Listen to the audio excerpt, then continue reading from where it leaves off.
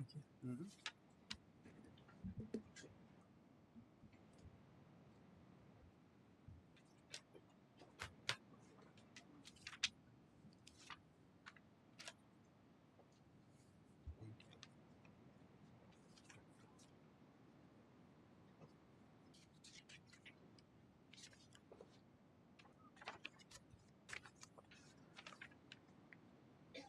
Voting for case UV-2026-4, Bob Gilliana, yes.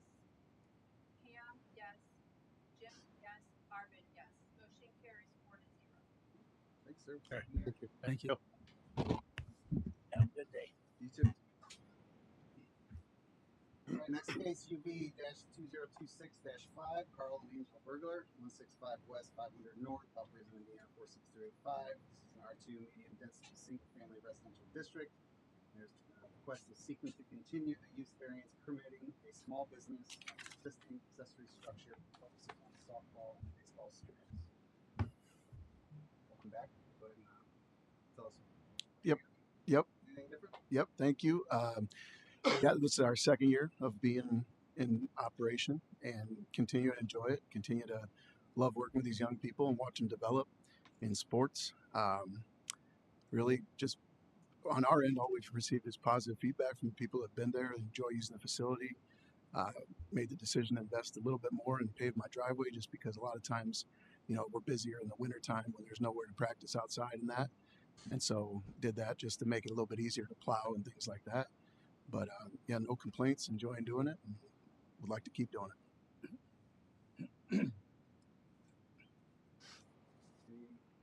So it looks like last time it was approved, the stipulations, no more than 16 cars on the property, they're paying guests, no increased lighting, no business related activities outside of the barn.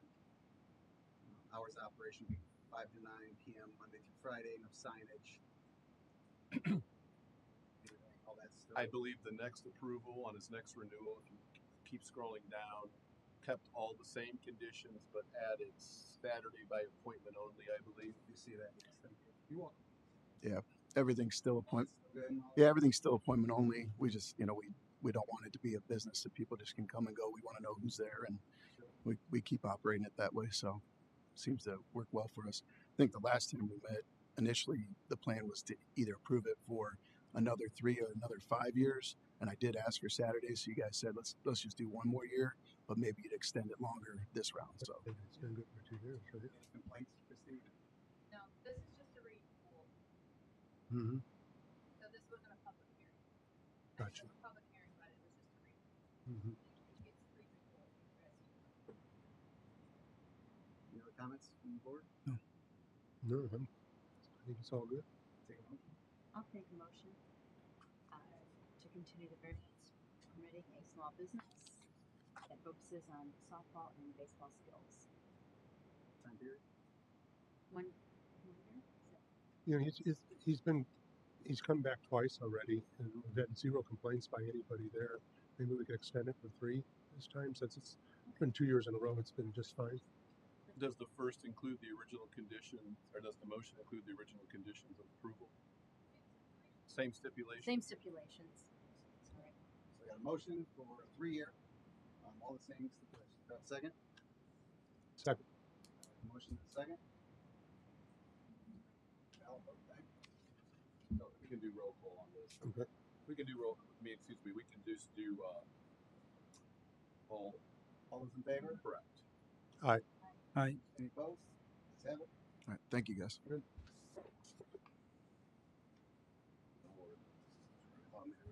No, one more. Next one. Next Yeah. case is UV-2026-21, Brian Truly, 497 South 800 West Hebron, Indiana, 46341. It's an A1 General Agricultural District request is seeking to continue the use variance permitting a mobile food truck to operate and sell food from the property. How you doing? Good. Welcome back. Thank you. Give us the updates. Everything's the same. Everything's been going great. We haven't had no complaints from anybody. Not keeping the traffic backed up or anything, so it's been going great. How many years has this been in operation? It's our second year. This is the second year.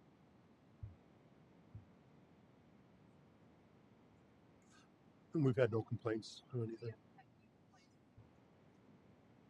Quick question: do you get inspections from the health department since you're mobile? Yes. Just surprise inspections or scheduled? Or? Yeah, and then we have our permit with Porter County, plus we have our permits with Lake County for seasonal. Okay, thank you. Yes, sir. So it looks like last time they were here, they did a 2-year with conditions, widening driveway by 10 feet. Yep, we did it by 20. So, We went extra. Operation Friday, Saturday, and Sunday, 10 a.m. to 6 p.m. Sign will conform to the EPO requirements. That's still the same. Yes, sir. Any more questions or comments from the board? No. Entertain a motion? Make a motion to continue with variance for 3 years. It's been good for 2, and with all the same stipulations that are on the original. I have a motion for 3 year. I'll second. Same stipulations. I have a second. Voice vote again, Scott. All those in favor? Aye. Opposed? Ayes have it. All right. Thank you. And I'll be going into new business. Before we start, I'm going to read the rules of conduct, since there will be public comment tonight. At a public hearing before the board, the petitioner or proponent shall first present the facts and arguments in support of the case. Those who oppose the petitioner shall follow. The petitioner shall have rebuttal time at the conclusion of those opposing the petition. Those opposed shall then be allowed a total maximum of 10 minutes to rebut any new statements made by the petitioner in this rebuttal. It should be within the discretion of the board to impose any time limitations on either the petitioner or respondent, and to limit public comment to those determined by state statute to be interested parties. Written remonstrances shall be accepted by the board, but need not to be read into the board's record. This then concludes the public hearing. To maintain orderly procedure, each side shall proceed without interruption by others. All materials presented by the petitioner and or remonstrators or supporters of the petition, including photographs, shall become property of the board and part of the record.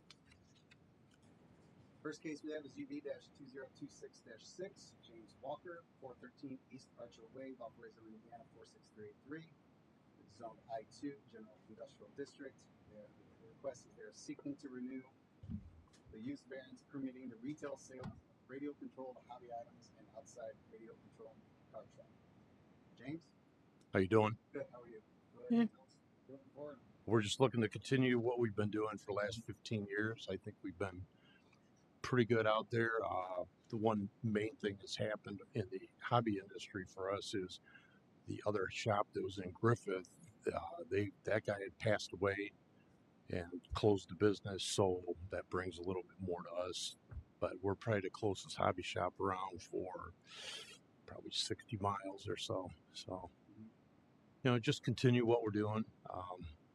It's an up and down hobby, so you never know what's going to happen. And, we're fighting the internet, so it's easy to get up from your bed and order something and to come in and see what we have. So we want to continue the racing. We don't do as much as we did probably prior to 2020. Just the whole industry's kind of faded in and out. It's a come and go thing.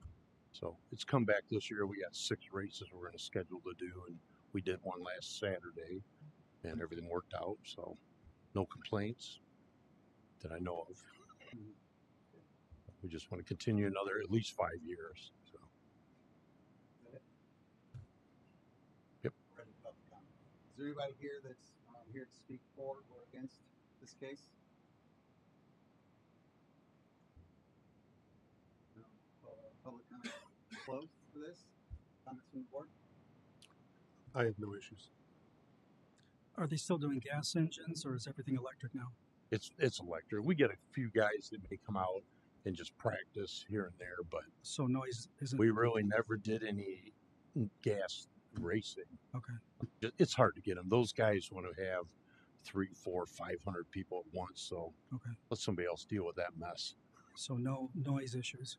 Nah. So it does look like 5 years ago when this was approved, the stipulations were only have 5 gasoline engine cars. Right. At one given time. I think it was on Saturdays or something like that. The operation excludes no gas cars on Sundays. Right. Hours of 9 a.m. to 8 p.m. Right. All baseball still. Yep. Any other comments or questions from the board? No. Now I'll take a motion. I'll make a motion to renew the variance permitting the retail sales of radio-controlled hobby items and outside radio-controlled car track with the all the stipulations from last time for 5 years. So second. I'll second. Motion to second. Thank you.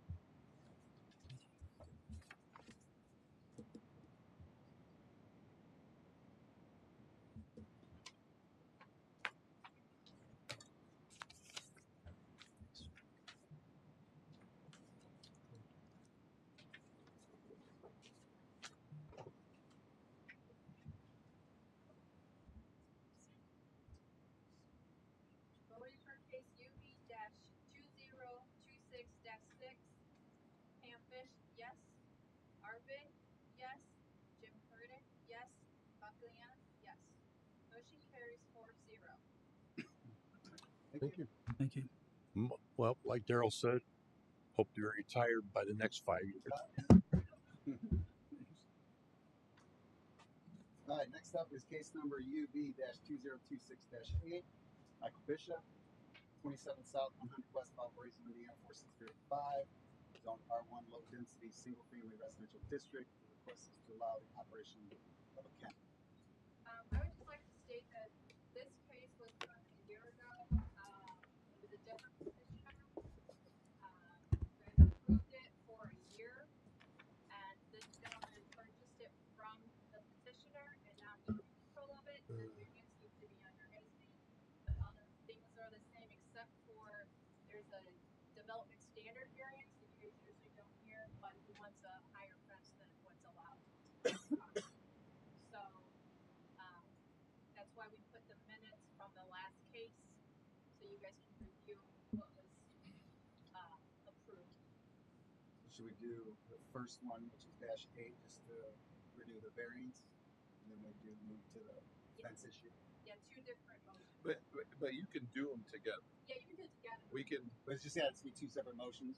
so you can call both cases, he can present both cases, we do public hearing for both cases. When public hearing's done and the board's ready for a motion, it's two motions.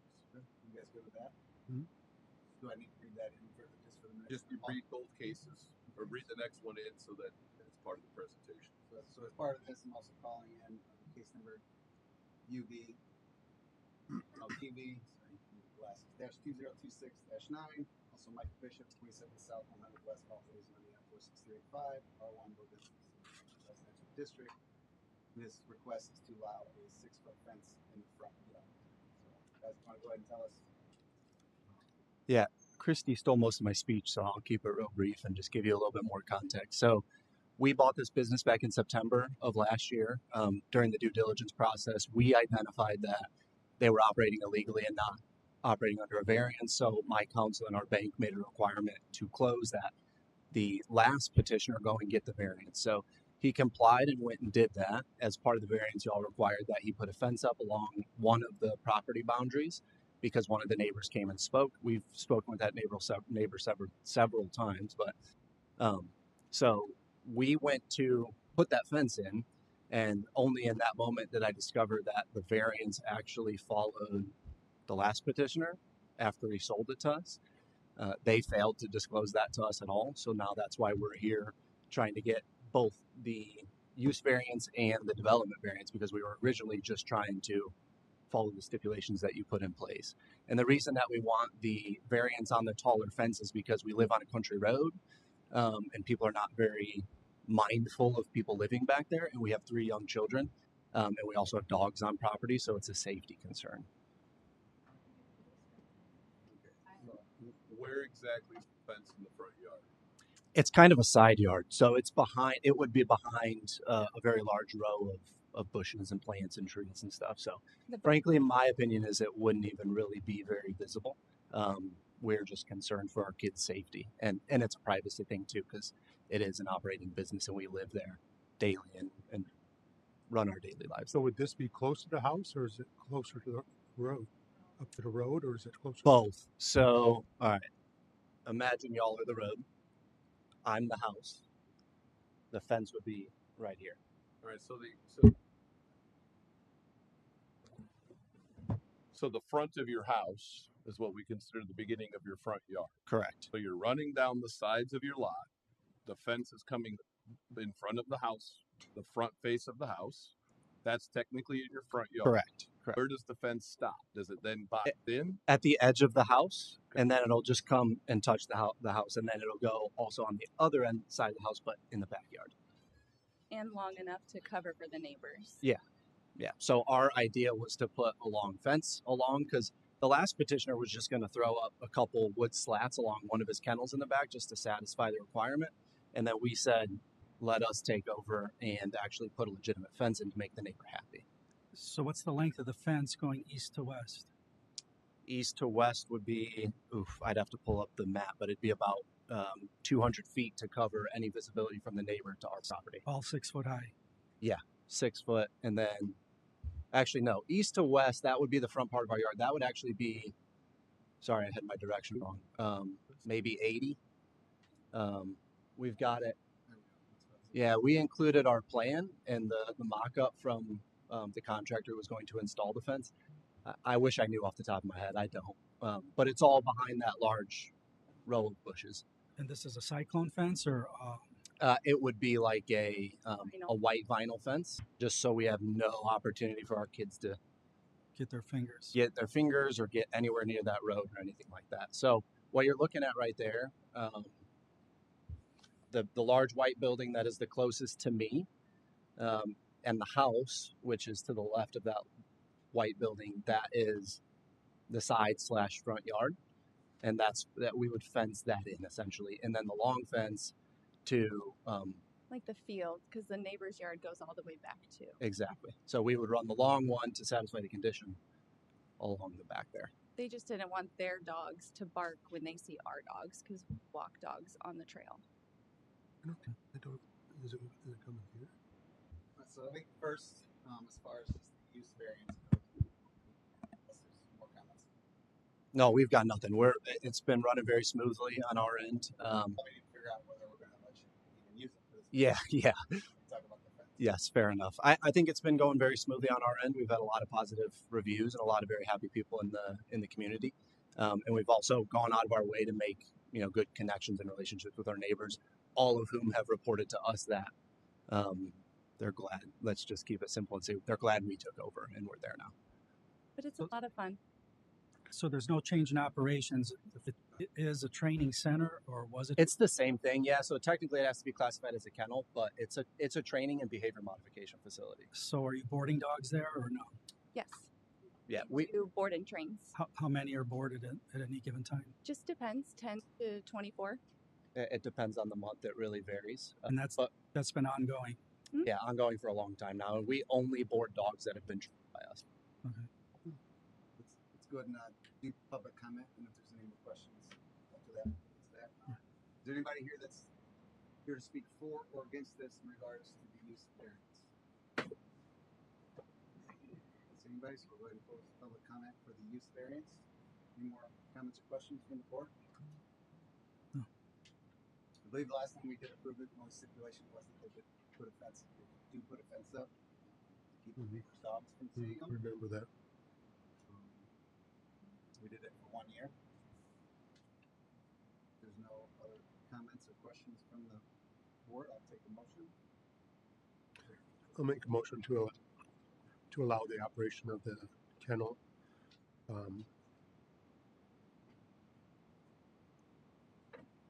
Maybe this one we can go for 2 years, since it has been in operation for some time. Plus, there was an owner previously that ran the same operation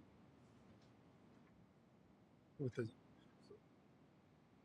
same stipulation. I'll second that. So motion and a second for 2 years.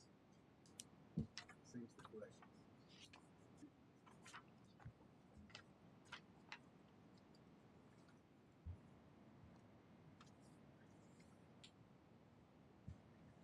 It's an extra one. Thank you.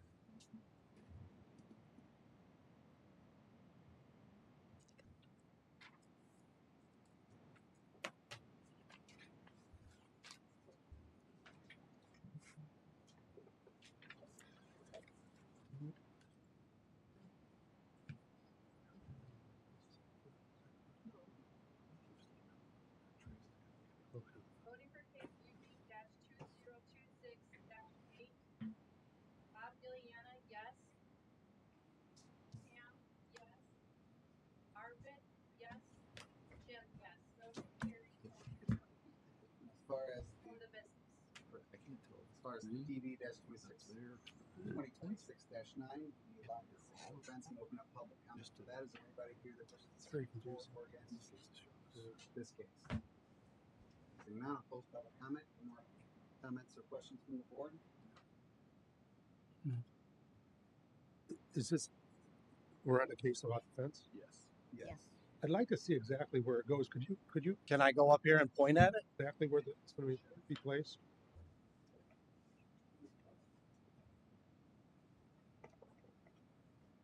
Yeah, so this is our property right here.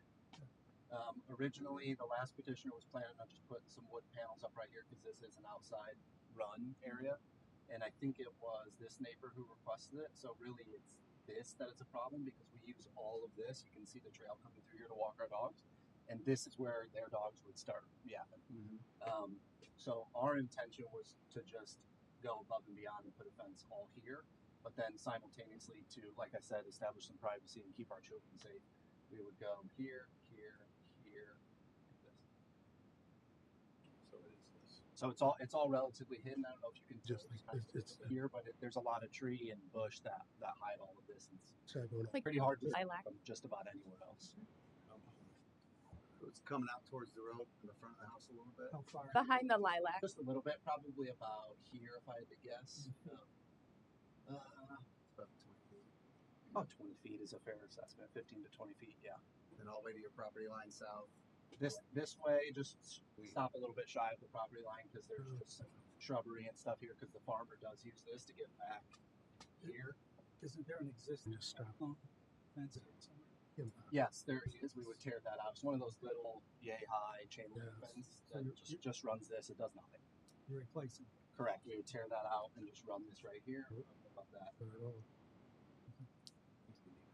The reason why he has to get this because it's going in the front of the house. Yeah, once you pass the front axis of the house, that's front yard. So he's allowed he's allowed to start a fence here, go all the way back, come all the way back to roughly here, not be in front of the house. The issue is when the fence does this. This portion. Yeah, as I understand it, it's kind of like the front half of the house is where it's considered front yard. I don't think anybody would ever come to our property and say that's your front yard. That would be our side yard, but for variance purposes, it's that For thing. our purposes, when you draw this line right here, front yard, side yard. Yeah. At some point there's a definition, and that's where that. Right. Well, I think it's the smaller building. That's the house. That's an outbuilding. That's a repurposed barn. Yeah, that's the training facility. Yeah. That's the house, right? No. No. Nope. Yep. That's the house. Correct. Yes. You come to here.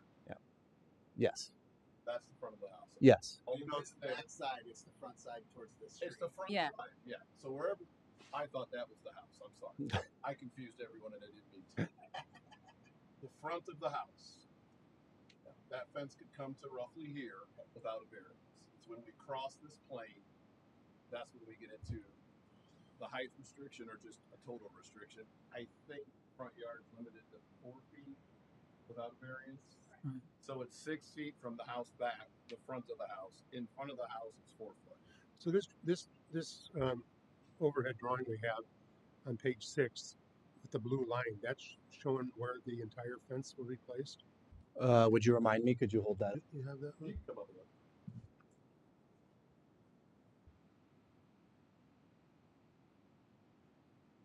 I'm not seeing a blue line. That just looks On like the a property line with. That's green. That's blue. Yeah, so- correct. That's actually what you're looking at right there is just two separate parcels. So this squared one right here, for some reason, at some point in the past, they separated the property into two parcels. So one is the house and one is the rest of it. But I did submit, I don't know if you have all of it, but I did submit some paperwork that showed exactly where the house was. Yeah, you can see that's one side of the street. So that's not good. So is this it? Yeah, that's correct. Yep. So that would be the house. It's an estimate. It's by a contractor, but so this structure here is the house, and then imagine this being the road. Is kind of how it lays out. And Where's then the road? right here, if we say that red. So Valparaiso this is the red. front of the house? Correct. Yep. And then this right here is their version, that bigger barn that you were pointing at as the house. So this has roughly 50 feet in front of the house, correct? I don't know what that number is. It's certainly not. I don't know if she was estimating this portion of the house is 50, but it's about enough to fit in 8, and then a couple feet on either side. 50 inches, not 50 feet. So then Maybe. on this, No, where's the this drawing? I'm sorry. The road would be that. Make that red line. Okay.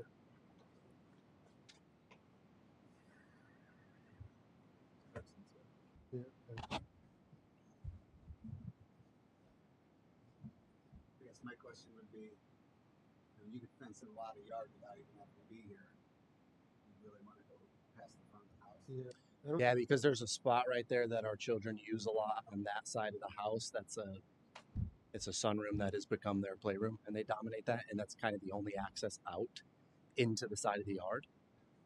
So we kind of need to connect there, or else we're going outside and defeating the purpose of keeping them safe from running into the yard or a dog in the business seeing them and charging them or something like that. The regulations now are 4 feet in front, correct? Yes.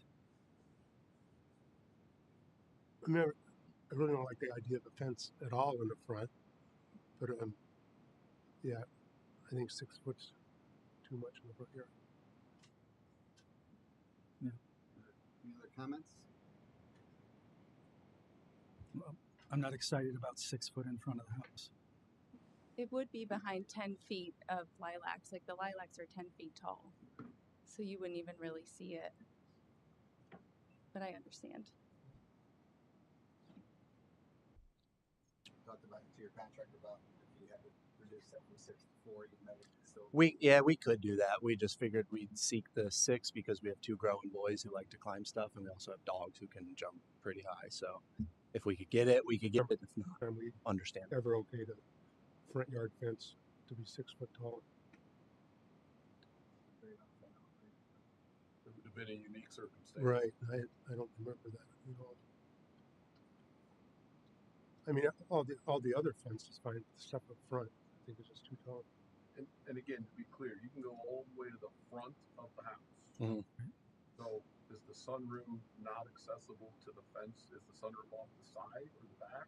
Yeah, it's off the back. I suppose we could just bump it right up against that door right there. Yeah, but that, excuse me, the sunroom where we might be able to watch them from, or her mother-in-law, my mom, who watches our children, would be able to see them from if they're in the yard, would be fully blocked off.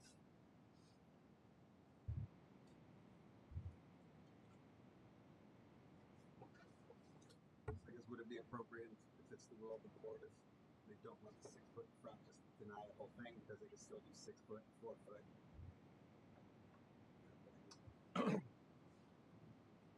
All right, so what you're saying is that if you motion to deny, it's not as if you're taking away their ability to go get a permit for anything 4 foot or less.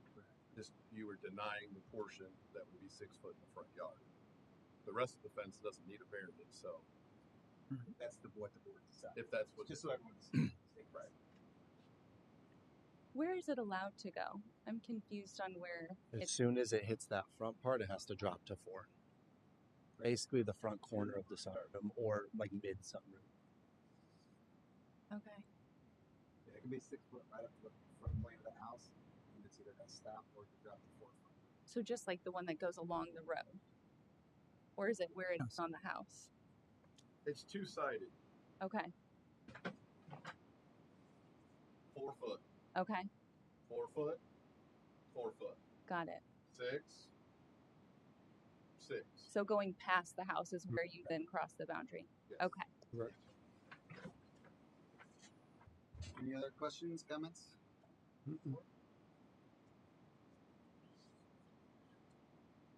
Entertain a motion. I'll make a motion to deny this 6 foot fence only in the front yard area. The rest of the fence is all just fine. Motion to deny case 2026 dash. As Cor- requested. Correct. I'd second. Got a second?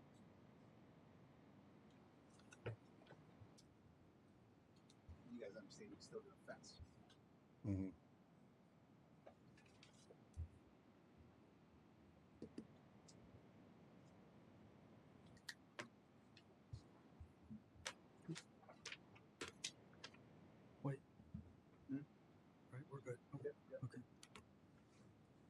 guesses to agree with me. Right. Yeah.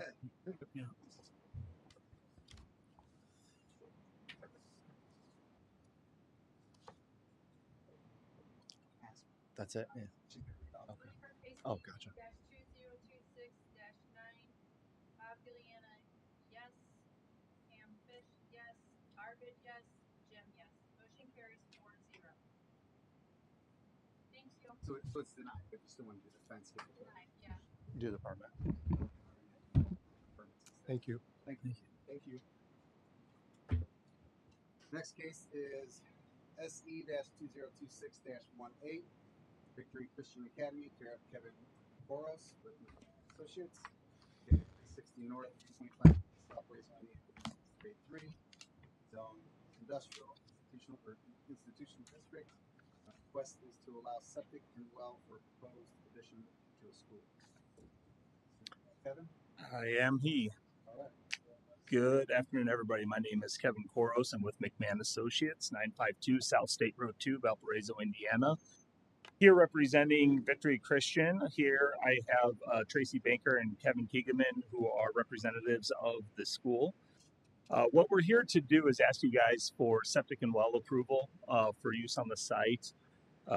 These guys have been in operation utilizing septic and well since they began in 1995. Yeah. So, approximately. If you guys have looked at our submittal projects, I offered engineers' opinion of probable costs, showing the significant cost difference between having to install sanitary sewer and well systems from points of connection, which would be Valparaiso City Utilities, which is over sanitary wise on, forgive me, I forget the name of the road that's directly west of Sparts Road, I believe it is. And then and water systems being located on the very southern edge of 325 there, still 3,000 feet away. So we sought DRC for recommendation approval back in April 23rd, I believe. They recommended favorable opinion to you guys. I am here to answer any questions you guys might have. Soil Solutions is currently preparing a new septic system for submittal to, and I believe already has been submitted to Indiana Department of Health right now and is in review. I have also been in touch with Indiana Department of Environmental Management Water Division to verify if they had any issues with the well systems. The well is, again, existing on site. There would be zero change to that well. They're aware of that. They have no problems with that. And I do believe that the school board actually sends quarterly statements to IDEM for the quality management of that as well. So because we're going through a building addition on the west portion of the existing school, this is an institutional zoned property that kicks us into being required to utilize municipal systems. Again, opinion probable cost shows a significant price difference between an existing well, obviously, and having to extend water system up, and the existing septic system being replaced, even with the 3 new Presby systems that are being designed, versus the improvements to run sanitary over a mile to get to the site. So as you can imagine, that's a pretty significant cost difference. So we're here to ask or answer any questions you guys might have, but that is everything in a nutshell. With that, I'll open public comment. Anybody here to speak for or against this case? Go ahead and come on up to the microphone. Please state your name and address for the record, please. My name is Robert Nichols. I live at 352 North, 325 East. I actually went up to their property, the south side of their property next to their soccer field. I'm against it for several reasons. One of the biggest reasons I've had issues for the past 14 years that I've lived there with kids prior to them putting a fence up in my backyard before I threatened to sue, using it as a bathroom, using it as a garbage can, using it as a practice field. I've talked to multiple staff members during recess, even the principal multiple times, the multiple principals over the years. I was always advised that they would handle it, they would address the issue. It's never been addressed. Now they want to add more kids that aren't being supervised and watched, and that's the reason why I'm against it. Thank you. Anybody else speak for or against? We have, go ahead and close public comment. Oh, did you want to? That's fine. That's why you want to speak specific to this case? Okay, go ahead and come on up. Please state your name and address in the microphone. My name is Nelson Schoon. I live at 352 Deerfield Road, and I am on the south side, first house to west. You'll see that house that's right up against the woods there. But that's where I live. I know that this kind of shaded area in the very back of their property, in the middle, is a mountain system. Correct? That, yeah, I can answer. What? Ask your questions to the board. Ask your questions to the board. Okay. You can answer it. Okay. And so my question is if they're talking about expanding the mountain system, or are they putting in some other type of system? What do they intend to do? Thank you. Anybody else speak for or against? Go ahead and come on up. Same thing. Please state your name, address for the record. Brian Stasiak, 371 North, 325 East. I'm actually right across the road from that. My issue with it is traffic now with the school as is bad enough. And their drivers aren't exactly going up the speed limit or anything like that. So for them to add on additional kids, it's just a traffic nightmare and an issue waiting to happen. So I am for a denial. Okay. Thank you. Anybody else? Yes, sir. Come on up, please. State your name and address for the record. You can use that microphone right there. Scott Stafford. I own the property at 340. Scott Stafford. I own the property at 349 Deerfield Road. It's directly south of the school. I'm against it also. They don't police themselves. There's constantly garbage, lacrosse balls, any kind of sporting equipment on my property that I run over with lawnmower constantly. They just don't police themselves. I've even had their bleacher benches in the middle of my property that I've had to move. So, again, I'm against it also. Thanks. Okay. Anybody else? For or against? No, go ahead. Public comment. Everybody go. Sure. So yeah, obviously, what we're hearing is against due to items that are certainly not related to what we're here to ask you guys today, which is for the septic and well approval use of the site. That being said, the constituents of the property are here. They are hearing this, and I am sure they are taking this public comment into consideration in the overall running of the site here now. To address the one question that is why we are here tonight, which is there is indeed an existing mountain that is there on the property now. It is being replaced by 3 Presby septic systems, 2 to the north of it, 1 to the south of it, still all being in the northwest quarter of the property. There will be one system that will be slightly south of the existing one. But yes, that one is being discharged and is being rebuilt as part of these 3 new septic systems to bring the whole site up to code. And the septic system, it's not like that's something you just do on your own. That's the health department kind of tells you what you got to do. So actually, I know it's Indiana Department of Health actually dictates how we have to approve that. So there is some approval on the county's health side. Sorry, Scott. No, go right ahead. But IDO is the one that actually dictates the approval on that itself. So that all has to get approved on their side and in correlation with IDEM as well. On a commercial septic, the state is much more involved than the county.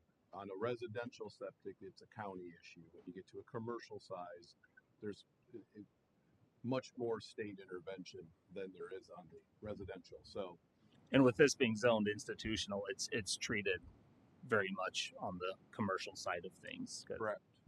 It has to be. To the point that we're just here to address the allowing septic and do it, the building expansion.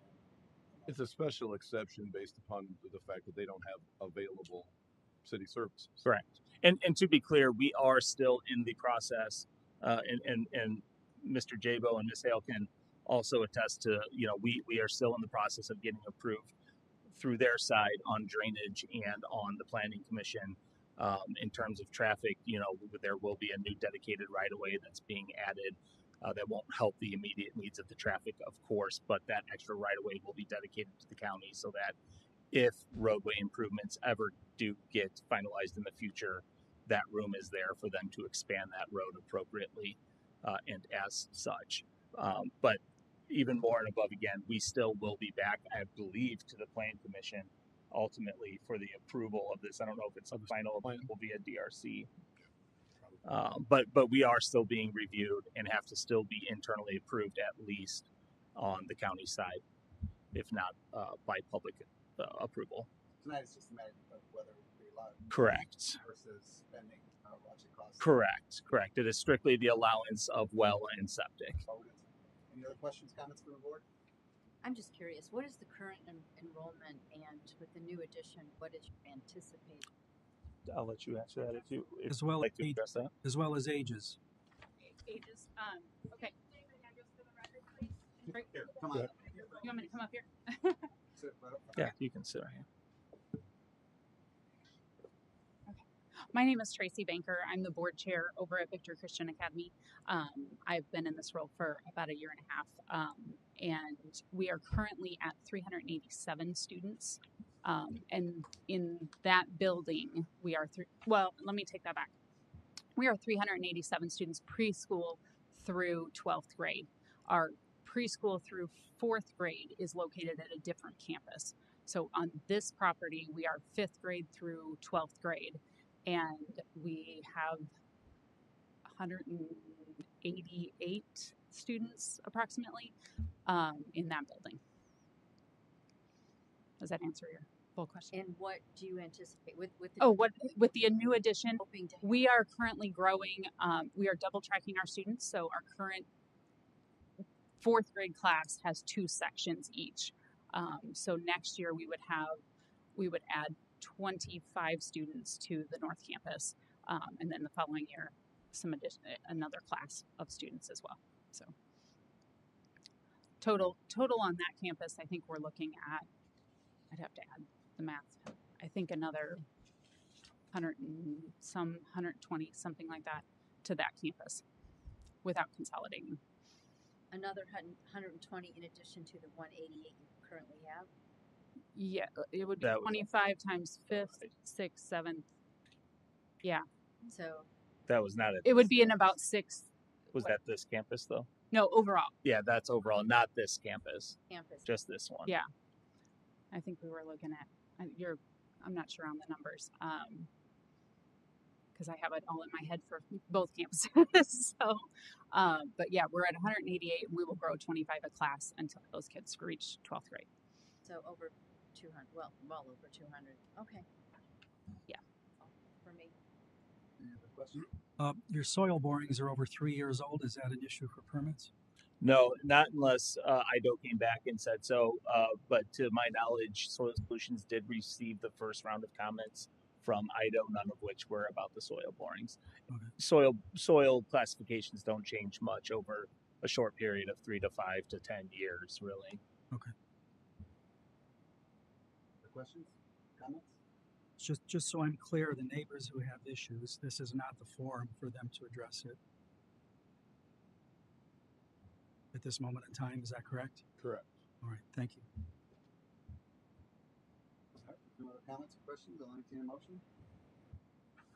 I'll make a motion to allow the septic and well for the proposed addition school at the Christian Academy. motion. Do I have a second? Second. All right, I have a motion and a second.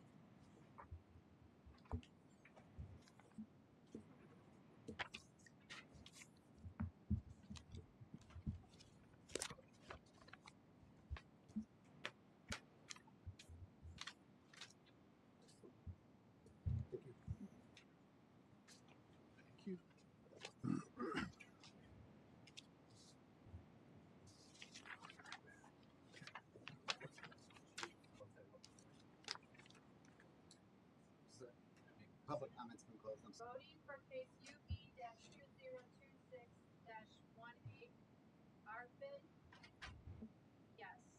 Jim, yes. Bob Giliuna, yes. Pam Fish, yes. Motion carries 4-0. Thank you, guys. Thank you. All right. Next case is UB-2026-20, Indiana Steel Carriers Incorporated, care of Matthew DeBatz, located at 447 North Old State Road 2, Valparaiso, Indiana 46383. So rural residential district. This request is to allow trailer sales and outdoors. Senior Matt. Yep, I'm Matthew DeBatz, President of Operations for the family companies, 447 North Old State Road 2, Indiana Steel Carriers. Go ahead and tell us what you're looking to do. Yep, so we're just looking to get the business variance so we could be able to sell trailers to ourselves as well as Cisco Foods. We have multiple terminals across the country. By allowing this variance so we could purchase our own trailers, it will save us a ton of money and allow us to hire more people inside of the county. On average, we pay 24% to 30% more than industry standards for employees.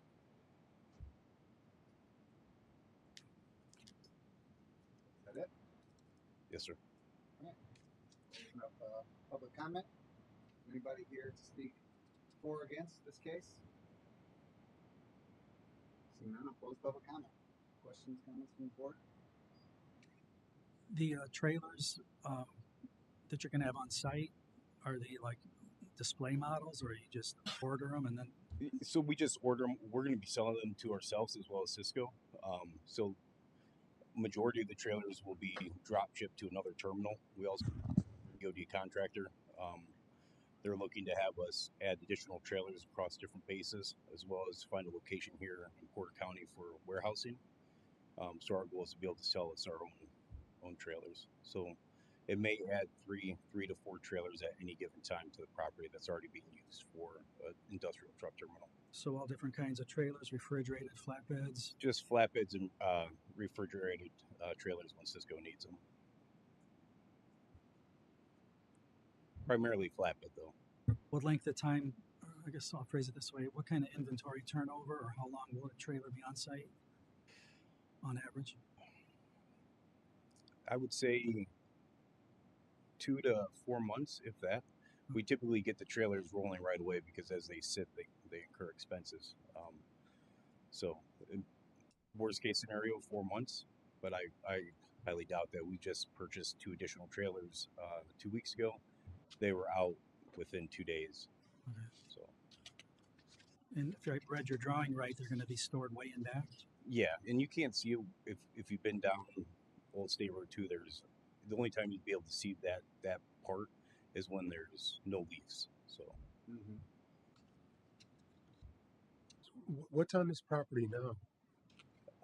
it's a trucking terminal, so there's semis there currently in trailers. What does that mean, trucking terminal?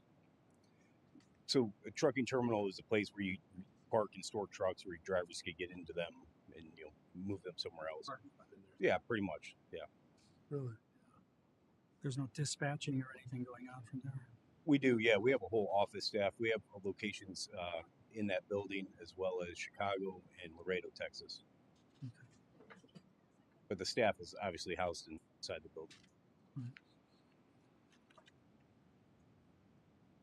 I don't have it in front of me, but I'm assuming what they're currently doing is already allowed for rural residential. No, this came in. So this seems odd. It actually came in for zoning verification, and we denied it because it is residential, and said he had to go for a use variance. So this is operation. I don't know how long it's been going on, but it's been got a variance.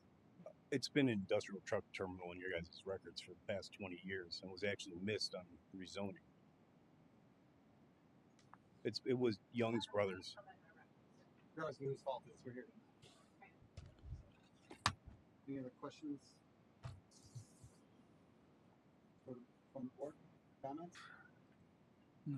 I don't like the whole thing being there. If it's zone rural residential, they're running a trucking company out of it now. It's been that way for 20 plus years. Yeah, but I mean, So we may have to do some research to figure out, but so moving forward, just so I'm clear, if this was approved, you would be allowed to sell trailers and have some outdoor storage. We already have outside storage based on how it's listed. I mean, it'd be 3 trailers, 3 to 6 trailers. We're selling them to ourselves. We're not selling them to customers. We'd become a MAC authorized dealer, which would save us 30% to 40% per trailer. And it's operated as an industrial truck terminal for 20. And I'm not arguing that it wasn't. Mhm. I'm just trying to piece together what would be the best thing to do at this point. But the trucking business that you are running would continue to operate. Yes.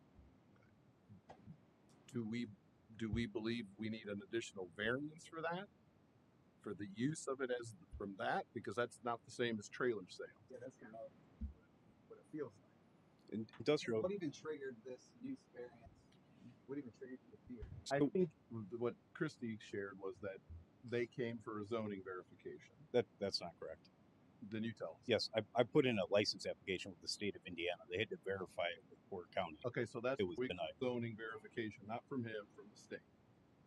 We came back and say whatever we said, rural residential, when we verified it, and so then that is what eventually got him here.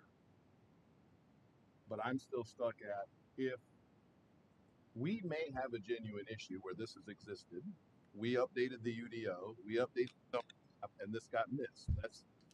And in that 20-year time period, that's not impossible. I mean, if it's going to happen, this would be that timing. But I think we need to figure that out first to see what, if in fact this has been here this long, and I have no reason to disagree with, as I sit here with you, we can figure that out. And if it's been there, then we need to kind of figure out the underlying zoning first. And if in fact what he believes clearly to have occurred, then he's got a legal trucking business and he's asking for an additional relief to have some trailer sales and some outside storage, and that plays differently than at the beginning of what are we doing here tonight? Is it to approve the trucking business and the side, because it's only clued up for the trailer sales? Industrial truck terminals, the industry standard is they sell trailers to themselves. I mean, it's a pretty normal thing in the industry, but nothing would change as the way it's been used for the past 20 years. It's just allowing us to sell ourselves. Well, and to his point, if the underlying zoning was fine and the business changed and they became their own dealers, then most people, you just add that to the already existing permitted uses in your zone. This got caught up because when he was going through that, at some point he got the zoning verification. Its underlying zoning isn't recorded correctly, or it is correct, whatever that case may be. So now whatever he goes to do, he's going to be variance because the underlying issue may not be correct. So I may not be making it clear enough to make it clear, but ultimately I think we have to go back and figure out the original. I think it sounds Would like it- we need to continue. Yeah, I was just going to ask you. Yeah, if we can would it continue be in our best interest right now to do it? Does that give everyone enough time? Yeah, and yeah, I don't think we have much of a choice at this stage, because ultimately, if he's correct, then we're going to go back and amend what we need to amend, and then have this before us properly. I don't. Comment? Looks like you had a comment. Go ahead. Yeah, Christy and I are looking at a map from '83, and it looks like in that general area there is a triangle that is zoned to I-1. So I mean, we have a crumb trail that we need to go down. yeah, we just need more information. I'll make a motion for continuance. I'll second. 226 I'll second. 1 month. for, oh yeah, what's the time frame? Continue going the next. Okay, for the next agenda. There's no way this could be dealt with today. I don't have another month with the DOD reaching out wanting us to start ramping this up. I've already waited 2 months. Sounds like no. It's listed on the assessor side as industrial truck terminal. So why is that if it can't be used as such? Well, the assessing, what classification of assessing is it matching zoning? It's not the same thing. No, and I So understand. you could have a residential zoned property with a residential house on it. You'll be in a different assessing bracket than you would be if that residentially zoned property had no home on it. Correct. Underlying zoning would look the same, but the assessing would look different. You're in a situation where your underlying zoning doesn't match what the building is, so the assessing goes with the building, not with the underlying zoning.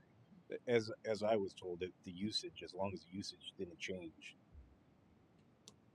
it was fine. Is that I'm not telling you have to close. okay?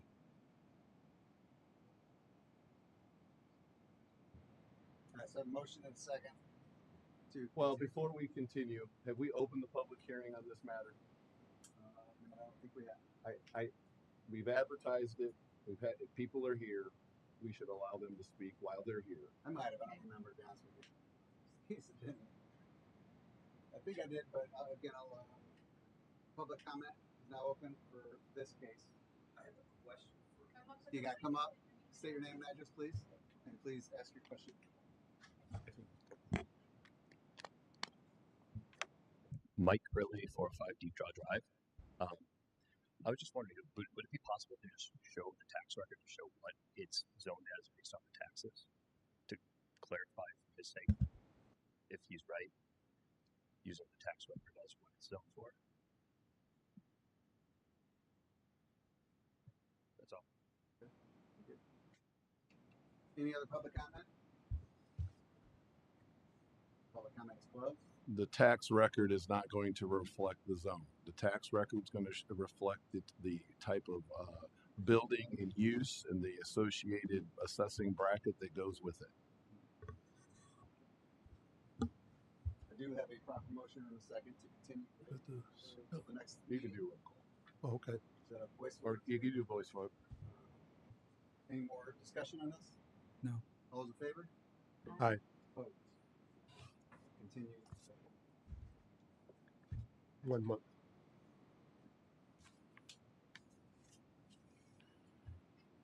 All right, last case. This is 3 separate ones. Looking for 3.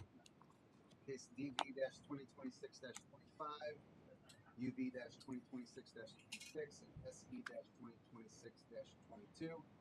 Applicant is NextEra Energy Transmission Mid-Atlantic, located at northwest corner of County Road 125 West and County Road 1050 North, Chesterton, Indiana 46304. Zone I-1, Light Industrial District. They are seeking to construct a 6,000 square foot warehouse with office space vary from the following: standard variance, pedestrian network standard, sidewalks, fence and wall, increase the maximum front yard height. Request code is 4 foot, request 8 foot, landscaping buffer yards, use variance, outdoor storage to allow storage for electric transmission equipment owned and operated by NextEra Energy Transmission Mid-Atlantic. Special exception, sewer and water to allow well and septic. Assuming. You want to go ahead and tell us why you're here, what you're doing, and please be specific exactly what you're looking for. Sure. Looks like there might be a few folks in here that are interested in hearing what you say. Yeah. Good evening. My name is Sean Shortell. I'm the Director of Development for NextEra Energy Transmission Mid-Atlantic, or NEMA. Matt Newman, I'm legal counsel from Denton's.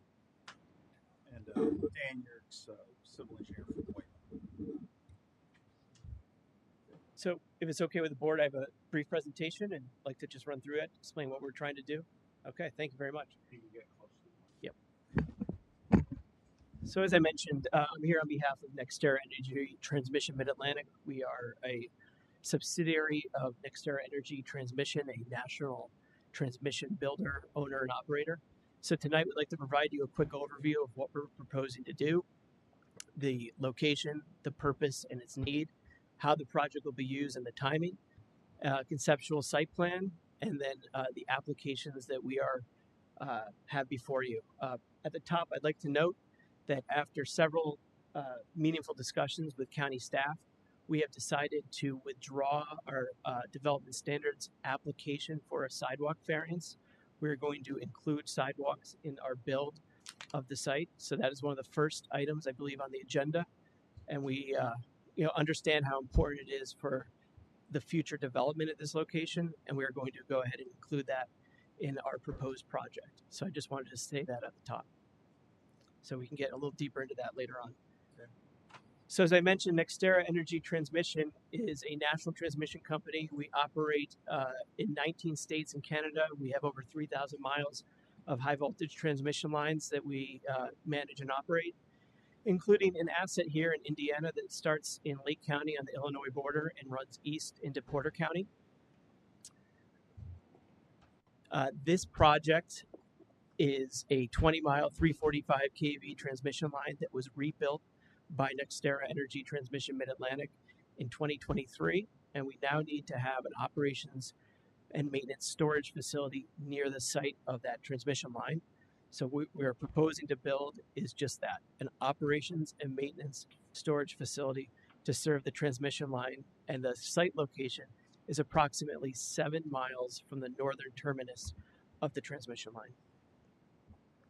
This is the proposed site. We're hoping to build this operations and maintenance storage facility. It's a 15-acre parcel located at the corner of 1050 North and Mineral Springs Road in Chesterton. NEPMA acquired this parcel in late 2024.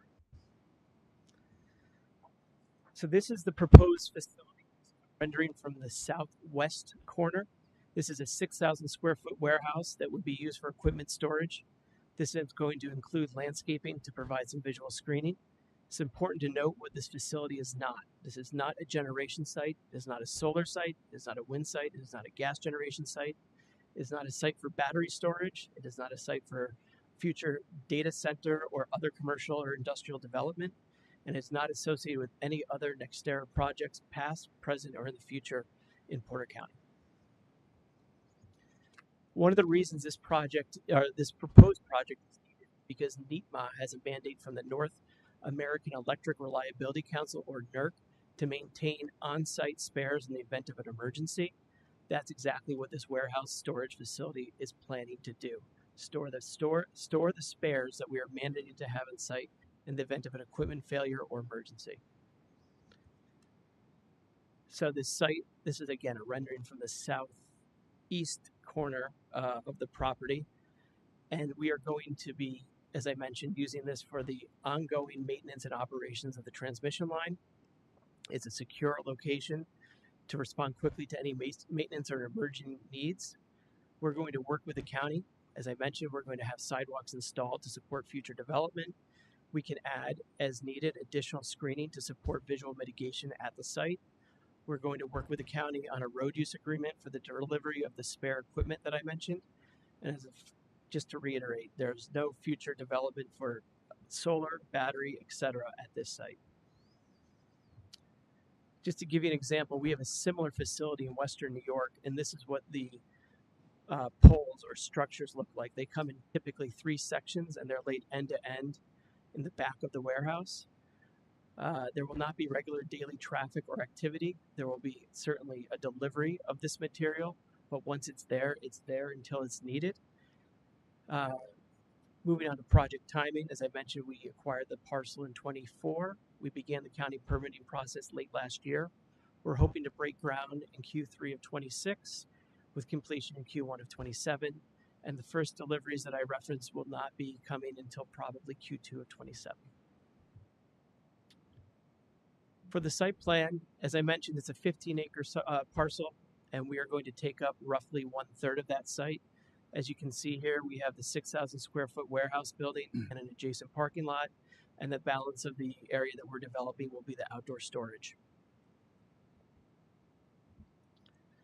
Here are some elevations. This is a low-profile, pre-engineered manufactured warehouse. and we'll be storing what we can inside. There will be an office at this site, but there will not be a daily personnel activity, not like a high volume of cars in and out. In fact, it's, many days of the week it may not have anybody there. So here are the applications we have before the county. As I mentioned, the first one, the pedestrian network and sidewalks, we are withdrawing the request for relief on this, and we will install that with the construction of this project during the construction process. We're also asking for an ability to build an 8-foot fence around the perimeter for safety and security. This is needed because we'll have, again, spare equipment in the yard. Landscaping, we would like to have a buffer to adequately match the length of the warehouse and the storage facility footprint. That's within development standards. Moving on to use variance. Clearly, we'll need outdoor storage. The poles and the reels that we're planning to deliver to this site cannot fit inside a 6,000 square foot warehouse. So we're requesting a use variance to store this equipment outside, and we'll include that with visual screening. And then the final application before you is for septic and well on site. There's no sewer and water serving this location.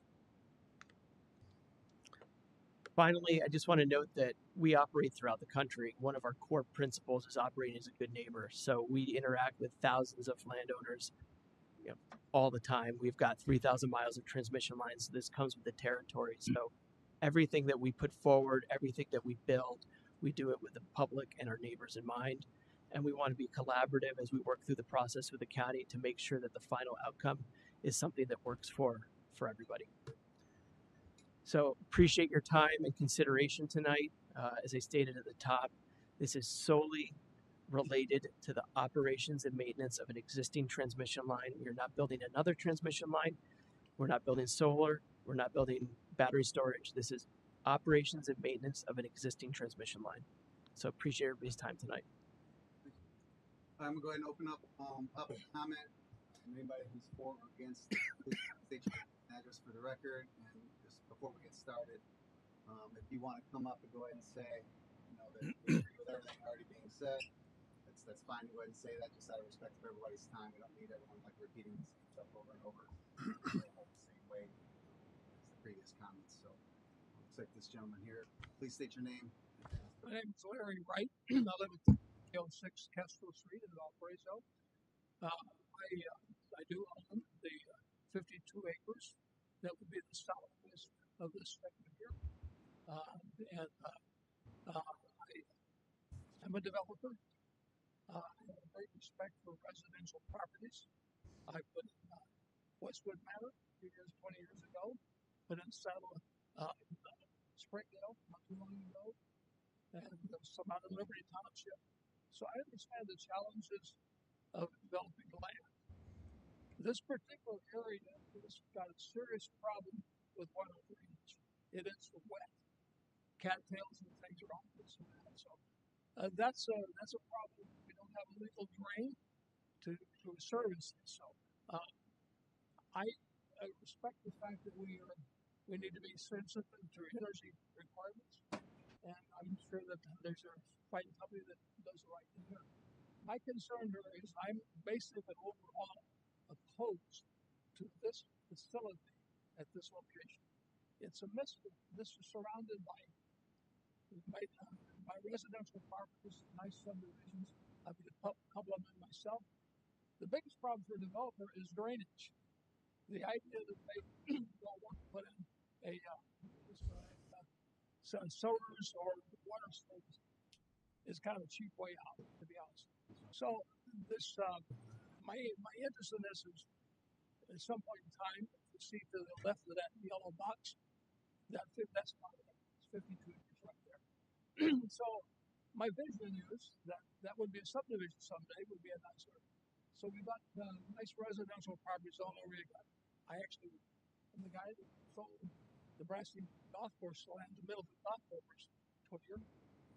So this is a misfit for this location. It's surrounded by some quality subdivisions, some of which I put in, others are other there in Dogwood Estates and all other things. So this does not belong there. There's nothing like it. We have a desperate need for residential properties. We actually were working on this several years ago. And how the Cheshire is willing to service that, the sanitary service. We couldn't get the easement for the surface. So control of surface water is critical for any development, whether it's a subdivision or a warehouse. So to put in parking lots and outside storage, number one, is extremely unattractive. This doesn't belong to this location. It's the wrong location for that. We need to be very sensitive to the great need for residential properties. This would best be used, the best use of this property for that, along with and 53% of zoning. So that's my concern. I'm basically the variances I understand, but I oppose the project in a general sense. Thank you. Anybody else speak for? Yes, sir. Name and address for the record, please. Hello, my name is Spencer Smith. I live at 225 West 1050 North. I'm exactly 1 mile from this proposed site. I live there full time. I spent every dime that I had buying my property. I don't want to look at whatever they're trying to build. I've looked up your company. You're based out of Florida. You're not good. Morgan Township tried to sneak in a solar outfit. That's why you mentioned multiple times that you're not doing that. But I'm really concerned with these people. Also, I don't know why you're building the lines here for Illinois when there's a whole route that you could build things along that are not in the middle of a farm field that, like he said, is flooded 4 months out of the year. It's going to be really hard to park trucks and heavy loads. And if your claim is that you're going to fill it with soil, I would love to know what you're putting in my ground, because I'm growing an orchard a mile away. So I'm worried about all the chemical leaching. I'm worried about your well. I'm worried about your 8-foot tall wall/fence directly on the corner of a rather busy intersection. 1050 is increasing in traffic constantly. I've been there for about 4 years. They built a data center as soon as I moved in. Thanks, guys. The traffic is unbearable already. We have a gravel pit right at the corner of Slahane. It's the next road over from 149. There's heavy trucks going up and down that road all day. The road is destroyed. I go to the Chesterton meetings bi-weekly, and they have no money for roads. So the idea of inviting a Florida company to drive big trucks with heavy loads to destroy my road that I have to, I'm wondering what kind of tax abatements they also get, because they're an electrical company. I don't believe in good neighbor policy. I live a mile away, so he probably drove by my house. I'm your neighbor. I've never met you. So I work really hard, and I would really like to protect my property from all kinds of threats and invasions. Thank you for your time. Thank you. Anybody else? Name and address for the record, please. My name is Tim Shelf. I live at 155 West 1050 North, which would be 2 doors down from where they want to propose this site. Like the first gentleman said, our watershed problem is terrible. We're underwater most of the spring. Another thing is we have wells. We don't have fresh water running through our properties where we could tap off of. Worried about the leachate running off the equipment, all the wiring into the ground, and we have to drink that. That's a huge concern of mine. You never know anymore what pesticides are being put in the ground by farmers. That's a concern. And now we have a company like this going in with a large area of storage outside. And the leachate problem with chemicals into the ground, I'm totally against. Plus, like the first gentleman said, it's unsightly. We have beautiful homes there. Our neighbors right next door to the east, beautiful home, which would be their neighbor. I'm just totally against it. Thank you. Thank you. Anybody else? Please come up, state your name, address for the record, please.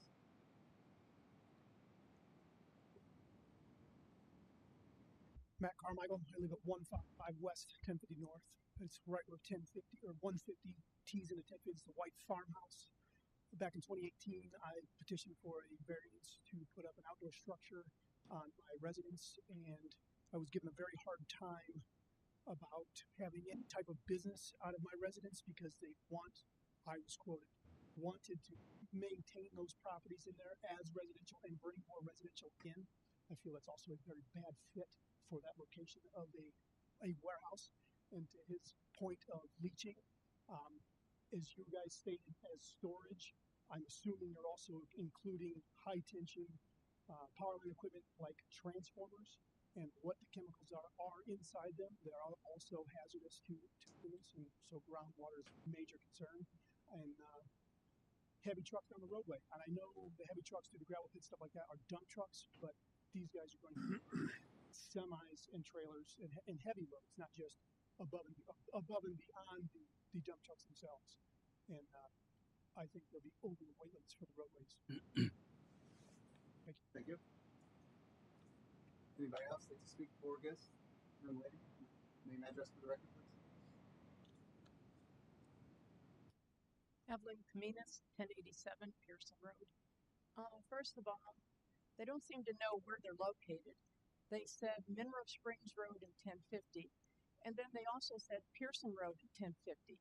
So I'm kind of confused where this is located.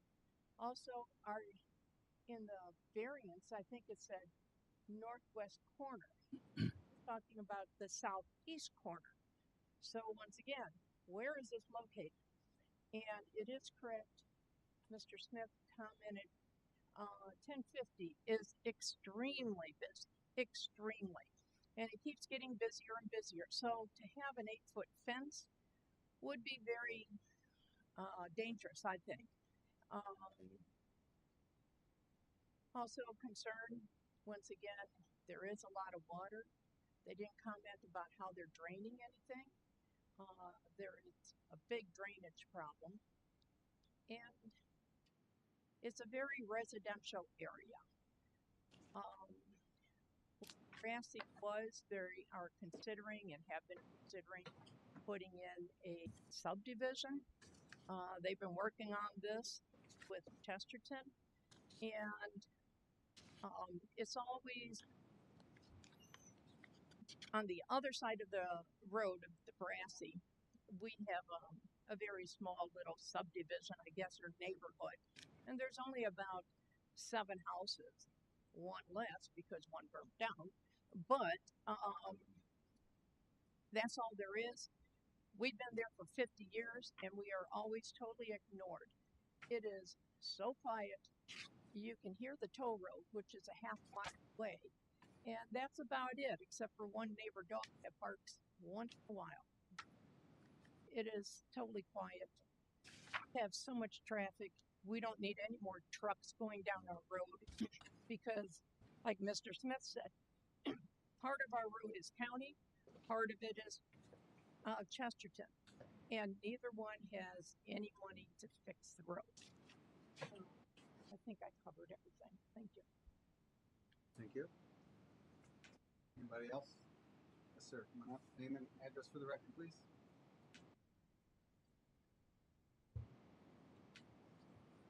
Hi, I'm Richard R. I live at 1001 North, 200 West, probably a mile and a half, maybe, or so. Maybe a mile as a crow flies, not too far. I've lived there for over 50 years. That area's always been a residential, beautiful area. This is not. I'm completely aligned with the first 5 people that came up here and spoke. It's a beautiful residential area. It is a misfit for the area. The traffic on the corner of that intersection, again, it's getting busier and busier each year. It's definitely a concern with an 8-foot high fence.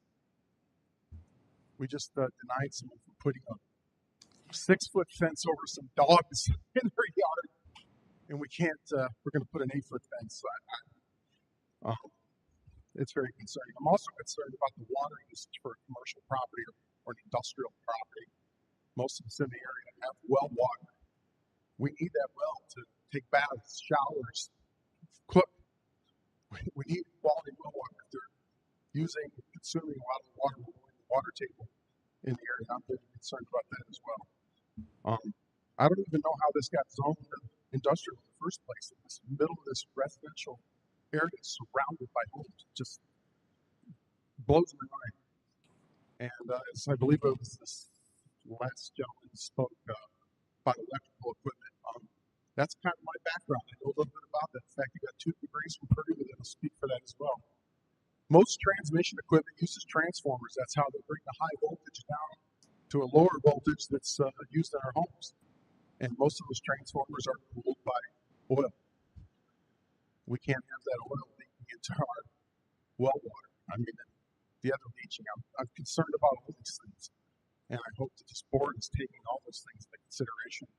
And I appreciate your time. Thank you so much. Thank you. Anybody else here to speak for it? And as long as it's something new, yeah, it's okay to say I agree with everything. Thank you. John Regal, 1560 Lotwedge Lane. It's not quite new, but I'll be quick. It just seemed like with your other picture, we had a bunch of yellow surrounding the spot. So it seemed like a pretty good definition of spot zoning, which is not supposed to happen. So I live in Dockland Estates, so I'm nearby too.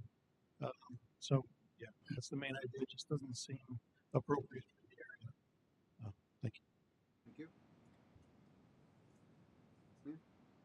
Name and address for the record, please. Thank you, sir. My name is Serena Hard. I live at 1001 North, 200 West. We are 0.9 miles away as the crow flies. I actually just have one question for you guys, and I'm curious as to when exactly that property was rezoned as light industrial. It's been farmland for as long as I've lived here, which is a lot less time than my husband. So I'm just curious as to when it was rezoned, as well as the property adjacent to it was rezoned into industrial also, when it was done, and why. Thank you. Thank you. Yeah, just please restate your name. Is there anyone else? Just restate your name and sure. Again, Richard Arda, 1001. Just looking at my notes. If this corporation is such a good neighbor and they started this project in 2024, why am I just not hearing about it?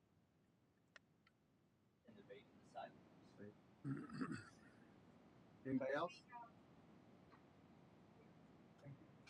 Is there anybody else with public comment for or against? Okay, public comment is now closed. Go ahead and rebut. Thank you. So appreciate everybody coming out and asking these questions. I do think it's an important part of the process. I'll start with the obvious. This is zoned industrial, so that is what we were looking for when we were looking at sites for this facility. We did a survey of available land, and this is what fit in terms of available for sale, zoned industrial, and conformed to the size and shape of a parcel that we needed for this site. I will defer some of the drainage questions to Dan, if that's all right. We've been working with the county engineer on that, and I'll go through some of the other concerns now. So as it relates to the solar project, NextEra Energy Transmission is a completely different business unit from NextEra Energy Resources. We all roll up to the same parent company. We're a big company. Our headquarters is in Florida, but we have operations throughout the country. So my business unit is solely focused on transmission development, operations, and maintenance. We do not interact with the team that does the development of solar projects. Traffic and roads, certainly understand that. We had a very positive and helpful discussion with the DRC and county staff last week, and we certainly understand that we need to manage how we deliver the equipment to the site, and we're going to work with the county as we go forward to develop a road use agreement for those deliveries. Those deliveries will happen in a very short period of time. It's not going to be like every month there's another truck and 7 trucks coming down the road. As I mentioned, we expect the manufacturer to be done with the order, and at some time in Q2 27, we'll deliver most of the equipment at that time. And we'll plan that in advance with, public safety, et cetera, and go forward in that manner. We are not receiving any tax abatements for this project, none whatsoever. Soils and chemicals. So this transmission line that we own and operate in Indiana is somewhat unique. Most transmission lines have a substation in the middle or at either end. This is one transmission asset that Nextera Energy owns that has no substation affiliated with it at all. So at this time, there is no plan to have a transformer with the chemicals that, again, I understand that concern. There's no plan to have a transformer at that site because we don't own a substation, therefore we do not need a spare transformer. The visual issues, certainly understand that. We're a transmission company. We build linear infrastructure. We hear about transmission lines, or we work with like landowners all the time with transmission poles that are in their backyard. And we work in a very collaborative fashion to build the visual screening that is necessary. One of the first projects I worked with Nextera was a project in Western New York, and I was in charge of our management of 20 individual landowners and the visual screening we put in. And they were very happy with that outcome, and the report was filed with the state, and there was no comments. So we'll build on that record and continue to do so here. Whatever type of screening is going to make this work, we're here to have that conversation and make it an iterative process. Quick note on notifications. So when we approached the county late last year, they described what the process would look like. And in an effort to get ahead of that, we went ahead and sent a postcard to approximately 20 landowners. I have a copy of it here if you'd like to see it, in January, that at a very high level described what we were trying to do. We did not have any visuals at that time, but we did know it was going to be an operations and maintenance storage facility. We did know what parcel it was going to be on, which is why we were able to pull a mailing list of the 20 or so abutters within, I think it was 1,000 feet of that parcel. And it provided a phone number and an email address, and we received no comments. So that isn't to say that there weren't any, but we did make an effort to reach out to folks that were immediately abutting the property. Should we have gone further? Sure. But we're open to have that conversation now about what's going to make this work. Water use. This is not going to be a site where somebody shows up every single day. This is not going to be a site where multiple people show up every single day. Yes, we will have a bathroom. Yes, we will have a sink. But the flows that we're expecting to be pulling out of the well that we're installing or hope to install are going to be extremely limited, and I highly doubt will be disruptive to any of the abutting properties. And on the future development, the residential area, we hear you. We heard that from the DRC. We heard that from county staff. And that is why we are going to put the sidewalk in and make sure that there is some potential for future connectivity should future development come down the road to these abutting parcels. I'm sure I missed a few concerns, but rest assured we hear you. We're here to work in a collaborative fashion. And if Dan, you want to just give a high-level overview of the conversations we've had with county engineering on drainage? Thank you. Yeah, again. Oh, there we go. Thank you. Again, Dan Yerkes with Whiteman as an engineer for the project. We have looked through drainage calculations for this project. As was noted earlier, this has been used as farm field in the past and currently. I know that this sounds somewhat counterintuitive, but the water runoff coming off farm fields is actually quite high because you've got a lot of bare dirt between the plants with row crops. And so actually, based on the calculations that we provided to the county already, the runoff from this proposed site is actually going to be less water coming off of it than what comes off currently, because the area, and I don't think any of the images showed the site as a whole, but it was described. The only area being developed for the building and the gravel storage is like the middle third, if you will. So there's about 300 feet either direction, east and west, that right now is farm field, and that's all going to turn into lawn space, which actually reduces the amount of water running off of it. So from one side, obviously, we're going to actually have more water that just stays on the site, hopefully soaks into the ground or gets taken up by the grasses. And then also we have been in discussion with the county and have made minor changes to our plan to make sure we've got culverts at the driveway and those types of things to allow drainage to flow around the outside edge. It was discussed last week that there may be a project that was done in the past. I haven't received any more information on that from the county surveyor's office, but certainly that's something that would be reviewed in full detail as part of the development plan review. But overall, based on what we've got right now, this would not have a negative impact on the surrounding area with stormwater. Okay. Anything else to add based on comments? Joe, you might describe for them the volume using comparative cases. Vampire State Line, yeah. Yeah, so just for a quick comparison in terms of the amount of traffic for the deliveries that you're going to see, and how frequently we're going to be moving them in and out of here. We built the other project in New York that I referenced. It's actually the same length as this one. It's 20 miles. And they both have between 120 and 150 structures existing on the line. So therefore, we need to have roughly 15 spare poles, and they come in 3 sections each. So roughly 45 pieces. That's not the like we're still working through with the manufacturer exactly how many are going to be delivered. But to assure you, that project's been in operation for 5 years now, roughly. Went in service in 22, so 4 years. We haven't had any structures coming in or out, or any emergencies. So these spare poles, typically, if everything's going well, will sit there for decades. And it's not going to be like every quarter, every month, every year, we're bringing massive amounts of equipment in and out. It is stash it, store it, screen it, and make sure it's safe. Anything else to add? You guys, before we go to the comments from the board? Good. How about the public?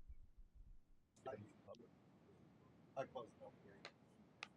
Maybe to bring some clarity to some of the comments made by petitioner and the public. As I said, on May 21st, petitioner appeared before the Development Review Committee. As you guys know, it's the technical people of the county. No formal approvals were given. It was an informal meeting where they gave their viewpoints from a technical perspective in preparation of this meeting. As far as engineering goes, they'll have 5 items which to respond to. We don't see that as insurmountable. They are requesting tonight a special exception use for the sanitary sewer and the water. My understanding is what they're going to do is they're not putting a septic system, correct me if I'm wrong, but it's more or less a holding tank that'll be pumped out on as needed because they feel the use is not going to be that great. Again, that will be approved by the state of Indiana because anything commercial or higher has got to go to the state of Indiana, simply filed with it through the health department. The county engineer insisted that they enter into a road maintenance agreement. We've done it before. We did it with Pratt on Division Road as an example. And that's for the protection and maintenance of the county road in case they damage it with equipment going in. We also let them know that Town Chesterton has half the road between their point and State Road 149, and we have the other half. So we also told them they have to deal with the Town of Chesterton. I talked to the assistant town engineer of Chesterton to let them know what was going on. They are interested in having the same agreement we have, but of course they've got to prove it too. But we also told them that they, in a lot of these things I'm saying tonight, if you make a motion, whatever you do, if you want to move forward, these could be conditions as part of your motion. But again, it could be the road maintenance agreement. Second, we told them the heavy trucks can only operate on 1050 north from their site to 149. They cannot go and traverse any other county or town roads to get to their site. They're limited solely to 1050 north. And that will be covered by a road maintenance agreement. And that agreement would be renewed every 5 years to account for escalation. That's it. That's what that document would entail. Staff also recommended not waiving the perimeter sidewalk. As mentioned before, because to the north, you got the Brassy, which could develop some. Town of Chesterton kind of hop and skips 1050, but you get into Crocker. They've had some residential subdivisions going there. We expect that that's going to continue in Chesterton. So we feel that the sidewalk on both sides, both on 125 west and 1050 north, if you want to go forward, must be there to plan for the future for that. Drainage. The county surveyor was part of that, and as he briefly mentioned, they're working with the staff and the county surveyor. The county surveyor recollects the plan. There was some drainage issues in the Brassy and the property getting there.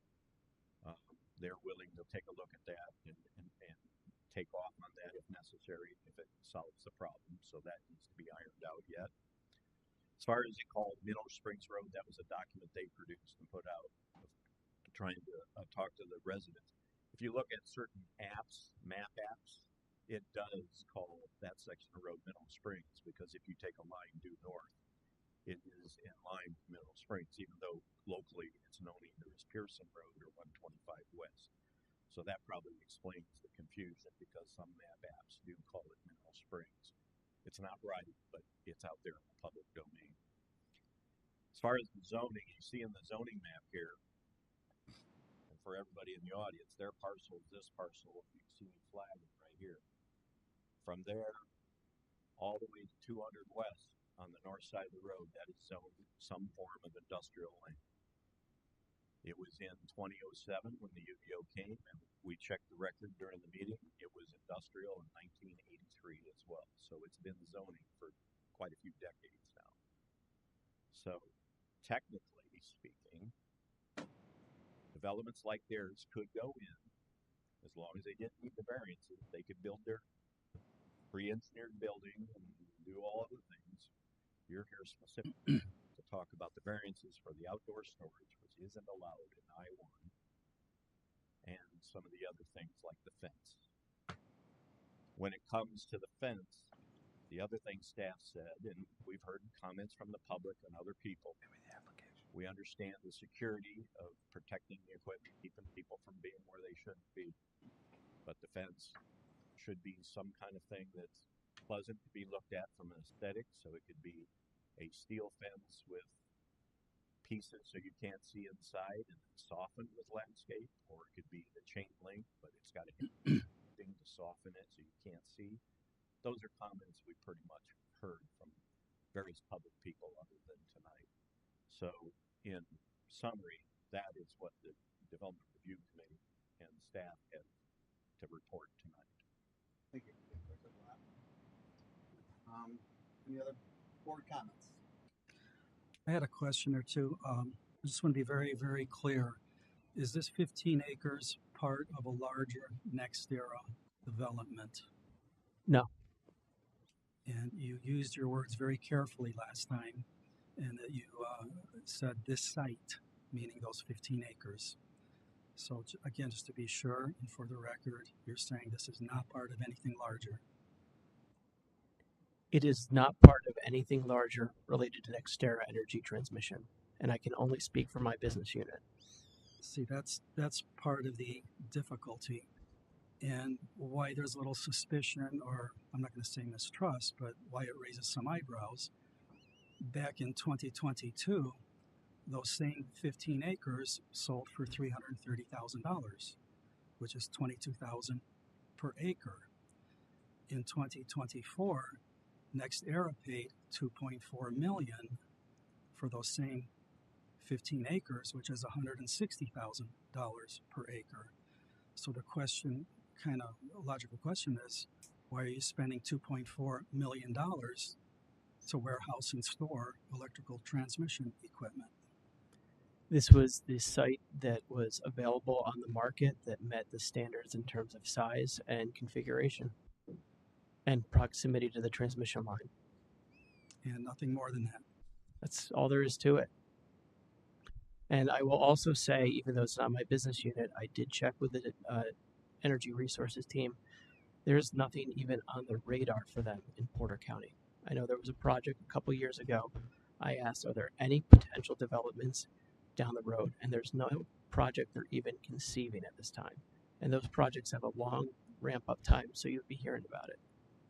Well, the other thing that was interesting regarding site location is it's not a lot of easy access to the expressways, to the highways, to get large trucks in and out. I mean, it's a mile and a half from the school, which you guys have addressed, you know, as far as I know, the egress and ingress to those roads. So those were kind of some of the issues as far as why you selected that particular place. Yeah, as I stated earlier, the market for the type of parcel we required in the area that we needed to have it, so it was in proximity to the transmission line, was fairly limited in terms of available commercial property. And this was a site that fit the size and shape conformance. Okay, I'll rely on your assertions. Okay. I have a question. Approximately, how many employees do you have at the facility? It's what, 6,000 square foot facility. How many employees on a daily basis will be out there? So, in terms of a daily basis, there will be days that nobody will be there. There will be days when there's operations and maintenance activity where you'll have a small crew of maybe 5 to 10 that will go get some equipment and then go out to the line. So, it's varied, but also very limited.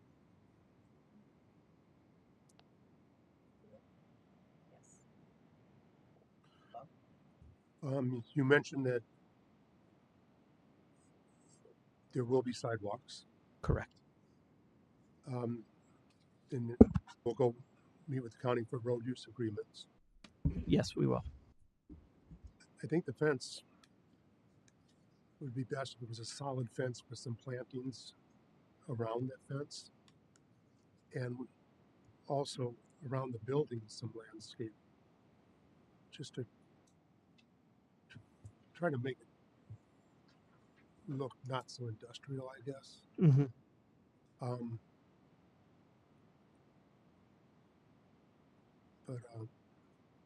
And then that's the sewer and water.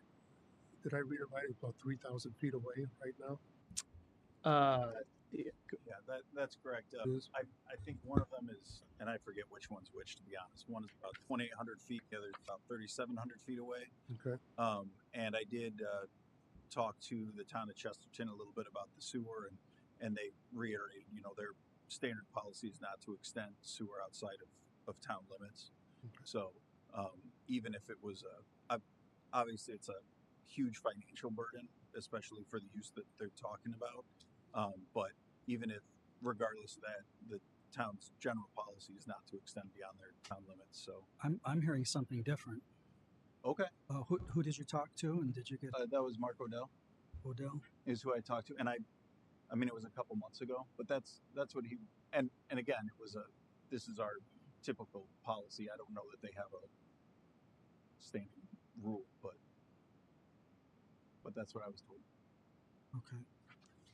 I think it's not possible tonight to follow up on that, but what he said is fairly accurate. That's their typical policy. It's not to say that it's not set in concrete. It's not set in concrete, but by and large, if you want utility from it, you got to be annexed into the town.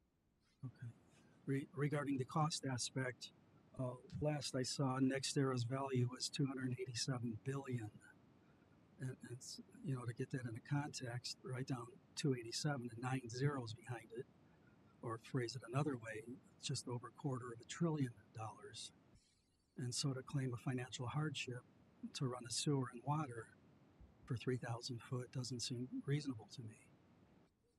I think the cost for the sanitary sewer was an additional $400,000. 440 sounds right. So, right. I mean, I understand your point that they're a large corporation, but I mean, every project that you do, whether it's cost benefit, it's a cost benefit analysis. Sure. So. Sure. Okay. So how do we resolve the issue with the Chesterton folks tonight? Which issue would that be, sir? Well, I'm understanding that they can hook up. He understands that they cannot. Cost aside, I mean, I imagine you can condition that, couldn't you, Mr. Attorney? I don't understand the question yet. My understanding is that the town of Chesterton would hook up to the next era sewer and water. With annexation, that's standard. Without annexation was my understanding. Okay. I haven't seen that yet. It's pretty standard with the cities and towns if they extend their use, but they might. I don't know who you talk to. But they're here for the variance, so I guess the board can deal with the yes or no, and if we want to table the sewer issue, we can, but we're not going to call the city Mr. Odell at this point. Right. Sure whether or not they require their ability extension. Well, we certainly have other issues. Do you want to do those? Bob, did you have some more? No, I think what I listed is pretty much what I think needs to be done. I have a quick question regarding the fencing, bringing that up. What type of fence do you put around these types of facilities? Typically, it's a chain link fence, but understanding based on the comments we've heard from the public and from the board, that is something that we can look at improving aesthetically, whether it's privacy slats, some type of tarping. We're open to a number of options on the fencing. Solid fencing? That becomes another cost benefit discussion. I wouldn't rule it out, but I believe also in the special exception, I think I'm going to have staff. I believe on the special exception in industrial, if you don't run your sanitary from the existing source, there's a cost benefit analysis in the actual ordinance. Is that correct? Yes, we believe it's 200% the cost of the septic system. So I think that's the standard in the special exception is that if the cost, and I don't, if the cost, did I hear 440,000? for the sewer, yes, Sewer extension. Yeah. Then that would be put within the code section of 200% of 100. You put me on the spot. We're here tonight. 200% of what? The cost of the septic is, we're looking up in the code. If the cost of the extension of the sewer is beyond 200% of the cost of the septic, that is a guide into issuing the special use exception or a special exception use. Now, the district development standards, as far as sanitary sewer connection is required. Regarding water utility connection is required. Unless you get the special exception, which you are allowed to have and was put into the code with the equation to get the cost benefit to make sure the underlying idea in that code section is that if they were 100 feet from the sanitary, they would be putting the sanitary in. Okay. They would be putting the sanitary in all the way up, arguably, until we hit the whatever the math is on the equation. Ultimately, the code is set up to encourage the sanitaries to be put in. However, the code recognizes that we don't lose track of the cost to get the cost of the sanitary to the property on the special exception. Because the special exception is not a variance, it's not a developmental variance, and it's not a use variance. The special exception sits in between, has a different standard to meet than the other two. This means we understand you might have to have sanitary or you might have to have septic. We prefer sanitary, but if you are in a septic, here's the special exception, and if you meet the math equation, then that should be part of the evidence tonight of whether or not you should do that. Fair enough. Can you speak to the cost? yeah, if there's any questions on the cost, we have included it in the cost estimates in the packet, and it's $420,000 to $30,000 Okay. But the other number is 30,000. for what we're proposing to install. I didn't hear that. Yeah. Mm-hmm. And I'm still waiting to hear to make sure that our memory of the code is right. We're looking that up. We think it's attached to the minor subdivision control, so it's not listed under the special exceptions. Okay. We got it right here. The Cumulative cost to install public sanitary sewers to each lot or unit exceeds 200% of the cumulative cost of installing the necessary on-site waste treatment system to serve the same lots or units. The calculation for this determination shall be conducted by a licensed engineer, which is Whiteman. A development of 5 or less lots shall be exempt from this requirement.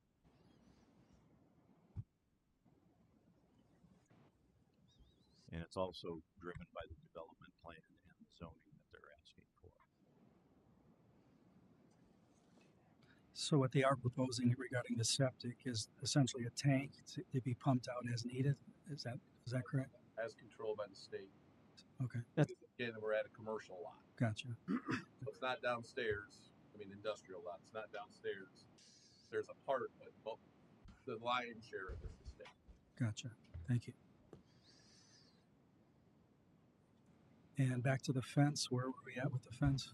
Well, I think it needs to be solid, of course, and with landscape around the entire perimeter outside of the solid, not chain link. Exactly. Okay. It's those two lots may be proposed industrial, but everything around it, right, and future development these subdivisions, right. So nobody's going to want to look at a chain. And what's I just think it helps it blend in more with what's going on around their whole area. Right. Yes, they are industrial. This is not an industrial park by any stretch. Okay. So the fence is going around the entire parcel. That's correct, sir. And so just to make sure everyone's clear, are you proposing solid fence? Yep. And with landscape on the outside. The entire parcel as well. Exactly, and landscape around the building. It's not the whole 15 acres. It's not around the whole parcel. Right. It's the Sorry. Yeah. 300 by 300 feet in the Right. Yeah. So wherever just the outside perimeter of the fence. It's a square. It ends up being It's a square. So the entire fence that's getting put up, again, just so it's clear, solid fence with, I'm assuming, landscaping that really hides the entire fence. Hides it somewhat. It doesn't have to totally cover it up, but just so it dresses everything. But dresses everything up around it. But encompassing all the way around it, not just correct. the south side. Yeah. Can I just speak to that quickly? Yeah.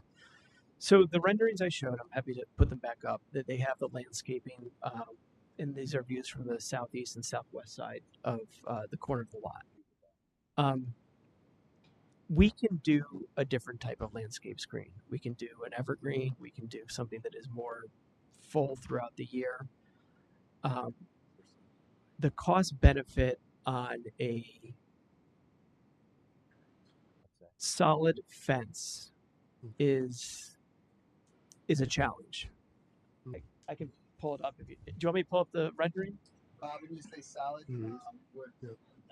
just for clarity, like a chain link fence that has the metal strips going through it, so you can that or just a solid made fence without those strips and the right. maintenance and the wind that blows them apart, things like that. Right. I agree. Maybe bring some clarity. What the variance, however, they're asking for is based on around the perimeter, and when they bring up their landscaping plan, if they wanted to plug back in, they do show street trees along 125 west and 1050 north. What they don't show them is around the other perimeters on the north and the west. So maybe you would be granting them that variance for that in lieu of they would do heavier landscaping around their building, or you'd want it all. That's well, part of the difficulty there is the next era, your predecessors with the solar. They also, in some of their other areas, agreed to put in plantings and trees and shrubs and blah, blah, blah. Trees like this size in 20 years maybe would screen something. Additionally, no one maintained them, especially in the first year of growth, and they all pretty much died. So credibility is an issue, not by anything from you guys, but by your predecessors. So that's a big issue. Sure. So as I mentioned, I was in charge of a visual mitigation project on a transmission right-of-way in New York, and we have had no such issues in terms of the maintenance and health of that, what we put into screen. We did have to change out one tree that died, and we had planted over several hundred. So I have some personal experience on this matter, and we'll be bringing in local folks that know the nurseries here in this area and can source material that is going to be lasting and sustainable and meets the aesthetic burden that we want to meet. I can't speak to what Next Era Energy Resources did. Certainly. So just to be clear, yeah, so important point from Dan, and thank you, Dan. Let me get to it. Is the site plan's kind of like 50, we got 15 acres. This is roughly 1/3 of it right in the middle. So you have 1/3 on either side, and the fencing would be around this site. You can see, yeah, go ahead, Dan. Yeah. Yes. Like this here. This is like, yeah, that's this site, but this is the whole. Correct. Yeah. So all your hardware is within this area. So everything's in that area. Yeah. That's the fences. I mean, the trees are. And what are you doing with these? Yeah. What are you doing? What are you doing with these other? So this is just going to be grass, like lawn. Yeah. Oh, I agree. Yes.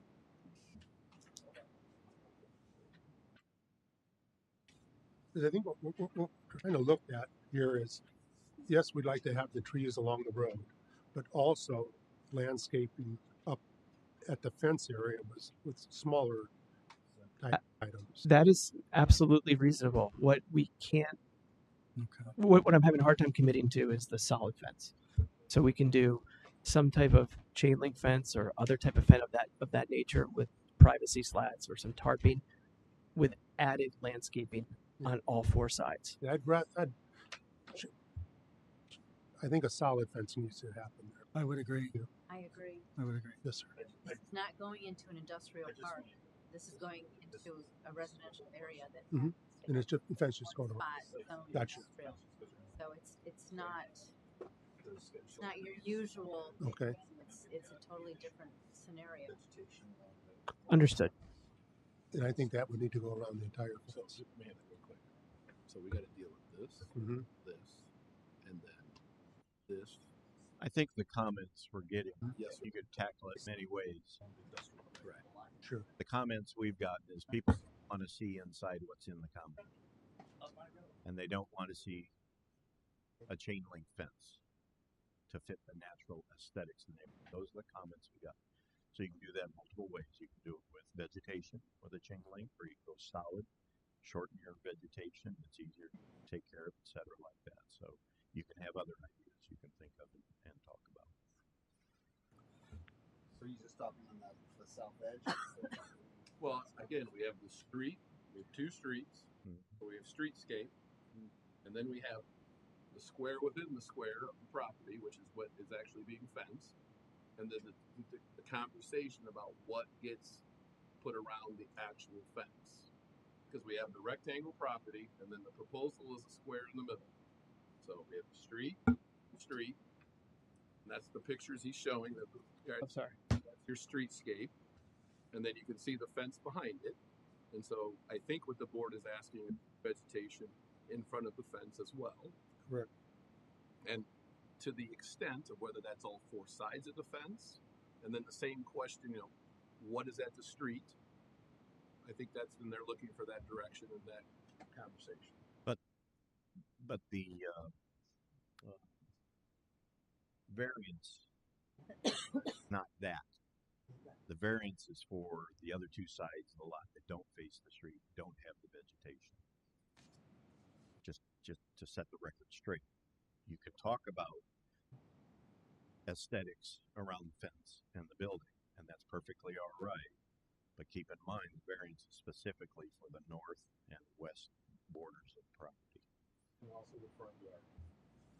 Front yard, they've already included along the street. They've got street trees and along Pearson Road.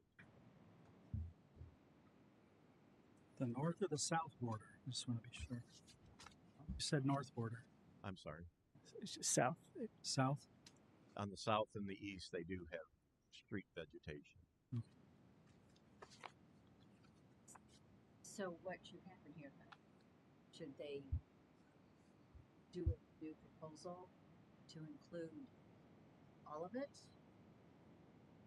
The board needs Or to we tell make a them motion. what we want at this point on each subject, so that we can then move either to a motion to deny or approve with whatever conditions Bless you. are placed.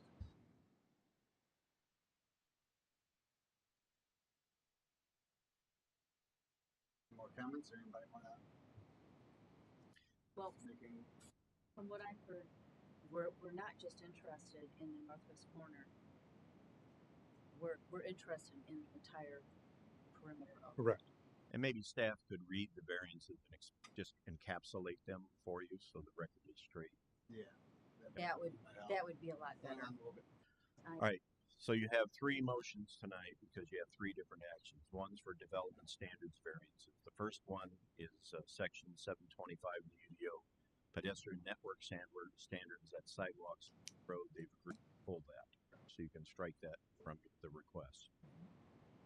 Next, standard development standards variance is section 518, fence and wall, increased maximum front yard height. Code is 4 foot tall. They want 8. And keep in mind, you got 2 front yards because you got 2 street facing views.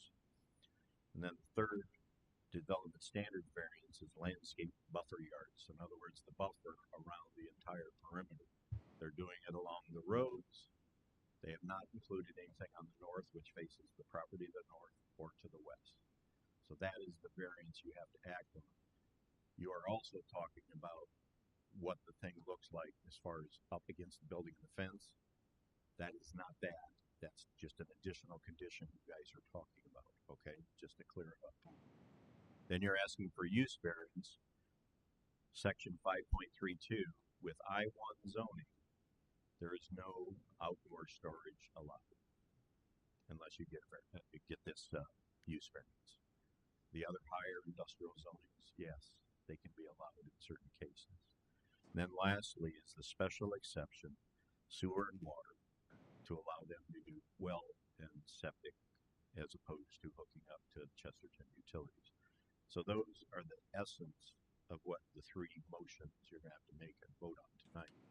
If you want to talk about the condition of the road agreement, if you want to talk about how you want the fence landscaped and the building landscaped around, those are all plausible things that you can enter into the record and make a condition on your approvals.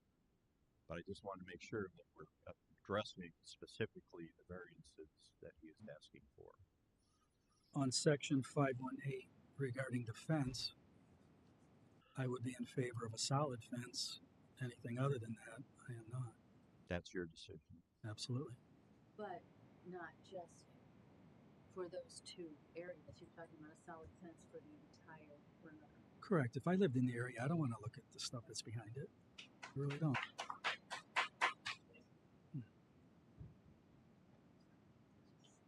So how do we word this? It's going to be difficult. Well, there's three different motions. Okay, so you can do one at a time. First one has to do with the sidewalk, which is gone.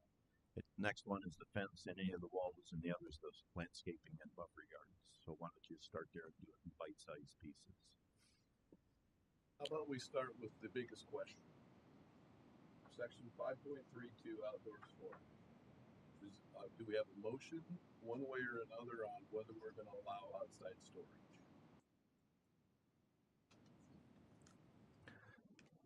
Can I? And again, so if we do it piecemeal, that's what it's going to feel like. And then when we get the developmental standards, that's when we would be putting in the additional requirements. Or we have to come up with a motion that would be something approving 5.32, approving 5.62, 5.18, 5.25 with the following conditions, and then list them off and would be explicit in your direction as far as the landscape. Piecemeal it. Piecemeal it, yeah. Did you have a comment? It's up to you. We're just waiting for a motion. I think it's easier to piecemeal so everyone's understanding what's going on. Let's make a motion. To Scott's point, 5.32, the outdoor storage. I know it looks like you guys have a comment. Is it about that? About the outdoor storage? I'm sorry. Comment on outdoor storage. It looked like you were going to make a comment, but we're just going to talk about the outdoor storage piece, right? Yeah, I was just going to point out, I think for purposes of a clear, complete, clean record, portion of the code does reference outdoor storage being permitted in I-1. 5.34 OS4 outdoor storage. It identifies the sections I-1's included and does allow it with screening. So I'm adding that because it seems relevant to the record. You say it allows it with screening? Yeah. Where was that site? 5.34 OS-04. I'm on chapter 5, page 5-33. Did that get superseded?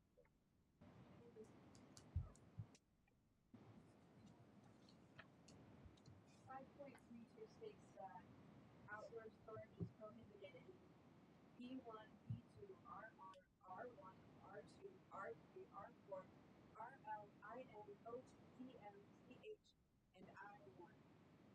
Prohibited. 5.34 also said it's allowed with screening. 5.34 describes the screening standards if it's allowed via a use variance, which is why we're here tonight. Other screening standards. Say there about the screening. Does that make sense?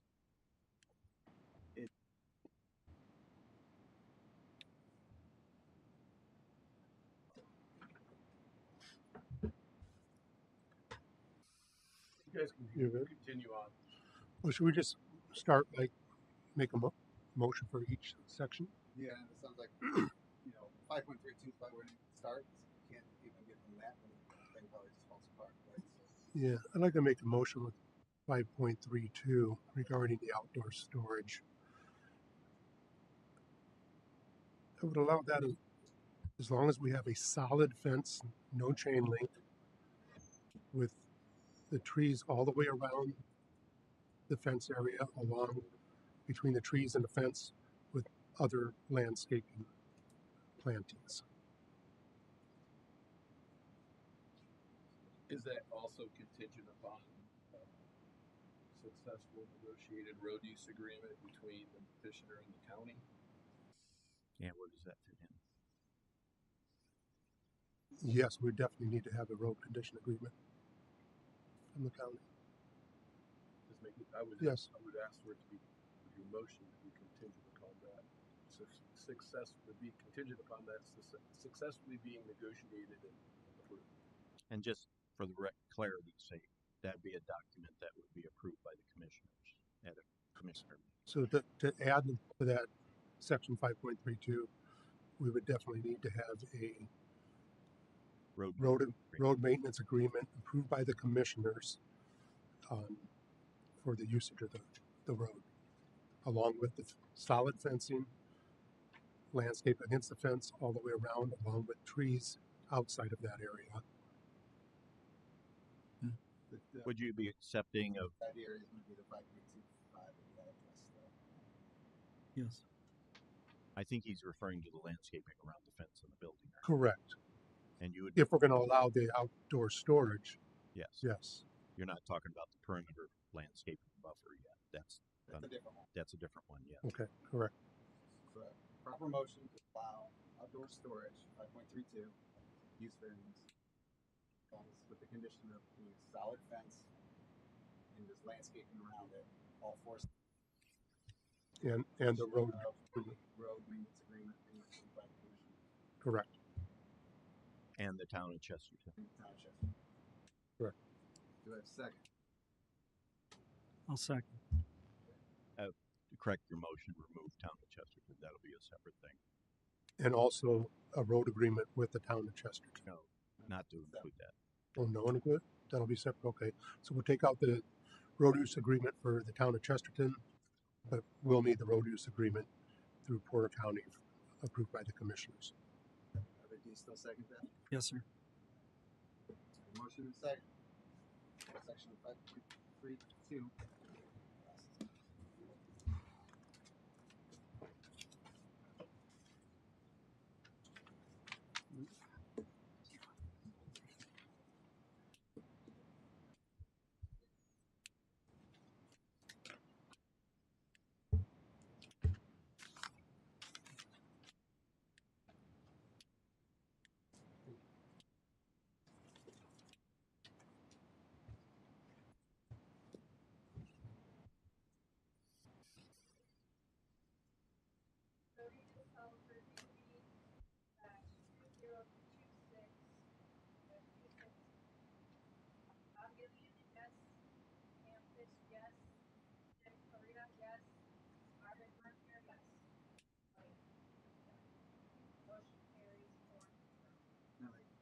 sense just to move to 5.25 landscaping buffer. Your comments ahead in there. Yes, I'd like to make a motion at section 5.25, the landscape buffer yards, that the landscape plantings be placed around the trees around the entire perimeter outside of the fence area, then between the trees and the fence, up against the fence, plantings, smaller plantings in that area, along with landscape around the building. And maintained and replaced if Maintained and replaced if needed. If I might, I think we're confusing too. You just said around the building and the fence already. The one you're talking about is around the perimeter, outside perimeter of the entire property. This way I took the motion. Just around the fence. Landscaping around the fence that we just approved. Okay, so that's been taken care of. Of approving the outdoor storage as long as there's a solid fence. Correct. Landscaping around. Correct. The landscaping buffer yards, if I understand correct, is just your perimeter. South and east. right. All four sides is required. They're asking parcel itself. Correct, and they're asking for relief not to do the west and the north. They just want to do the roadscape side. So the argument is they're adjoining other industrial property. But the argument. And that would be with the landscaping buffer design as presented. Yes. Correct. Trees, basically. As the property is surrounded by residential. Yeah, so I think the motion would be 5.25 to continue with the plantings around the entire perimeter. Well, then what you'd be doing is denying that request. So we would, okay. The relief they're asking for is the north and west. All right.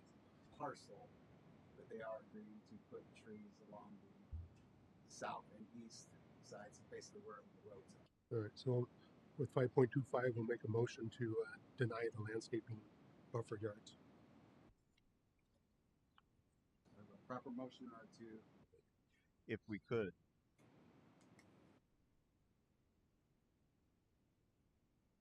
It also includes allowing them to put the fence at 8 foot in the development standards variance. Yeah, that's the next one, 5.18. So I was just looking at... So they would be grouped together, one motion. Oh, we're not doing them separately. Okay. Okay. And then also at 5.18, have a motion to increase the maximum height of the fence to 8 feet. A motion to grant the 8 foot on 5.18 and to deny 5.25.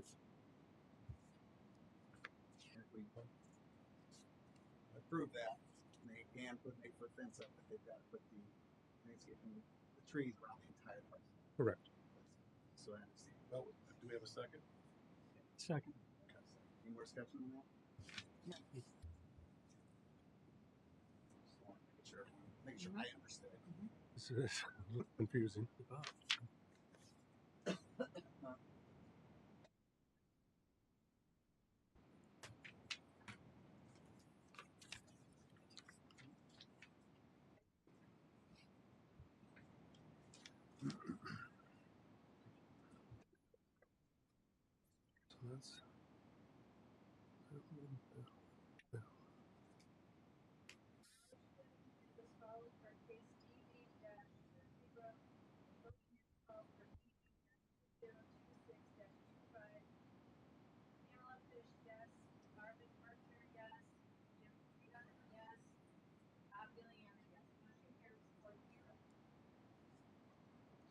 So last, we still have the special exception to allow the well and septic.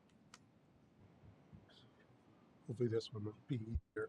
I'd like to make a motion to accept 5.62 with the sewer, with the well, to allow well and septic. A motion to approve the special exception. I'll second. Will the first also include that it's contingent upon the route being from the property straight to 249? 149. 149. Thank you. 149. 1050 to 149.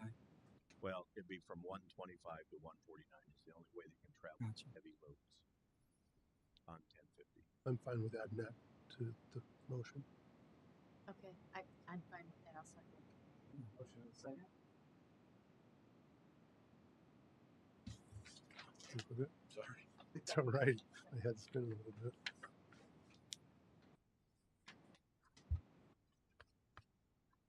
It just clarify, we're following along here. We were talking about septic and well, and then we started talking about road use. They just made your approval of your request for your variance on sanitary contingent upon the route in which you bring your heavy equipment. Understood. Because we piecemealed the motions out instead of one grand motion. I I know.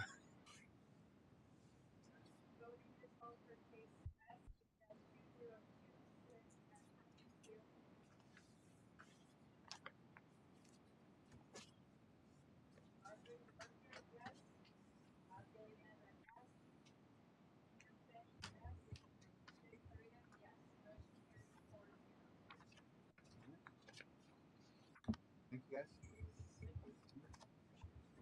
Is there anything else you'd like to bring up to the board? Move to adjourn. Motion to adjourn. Second.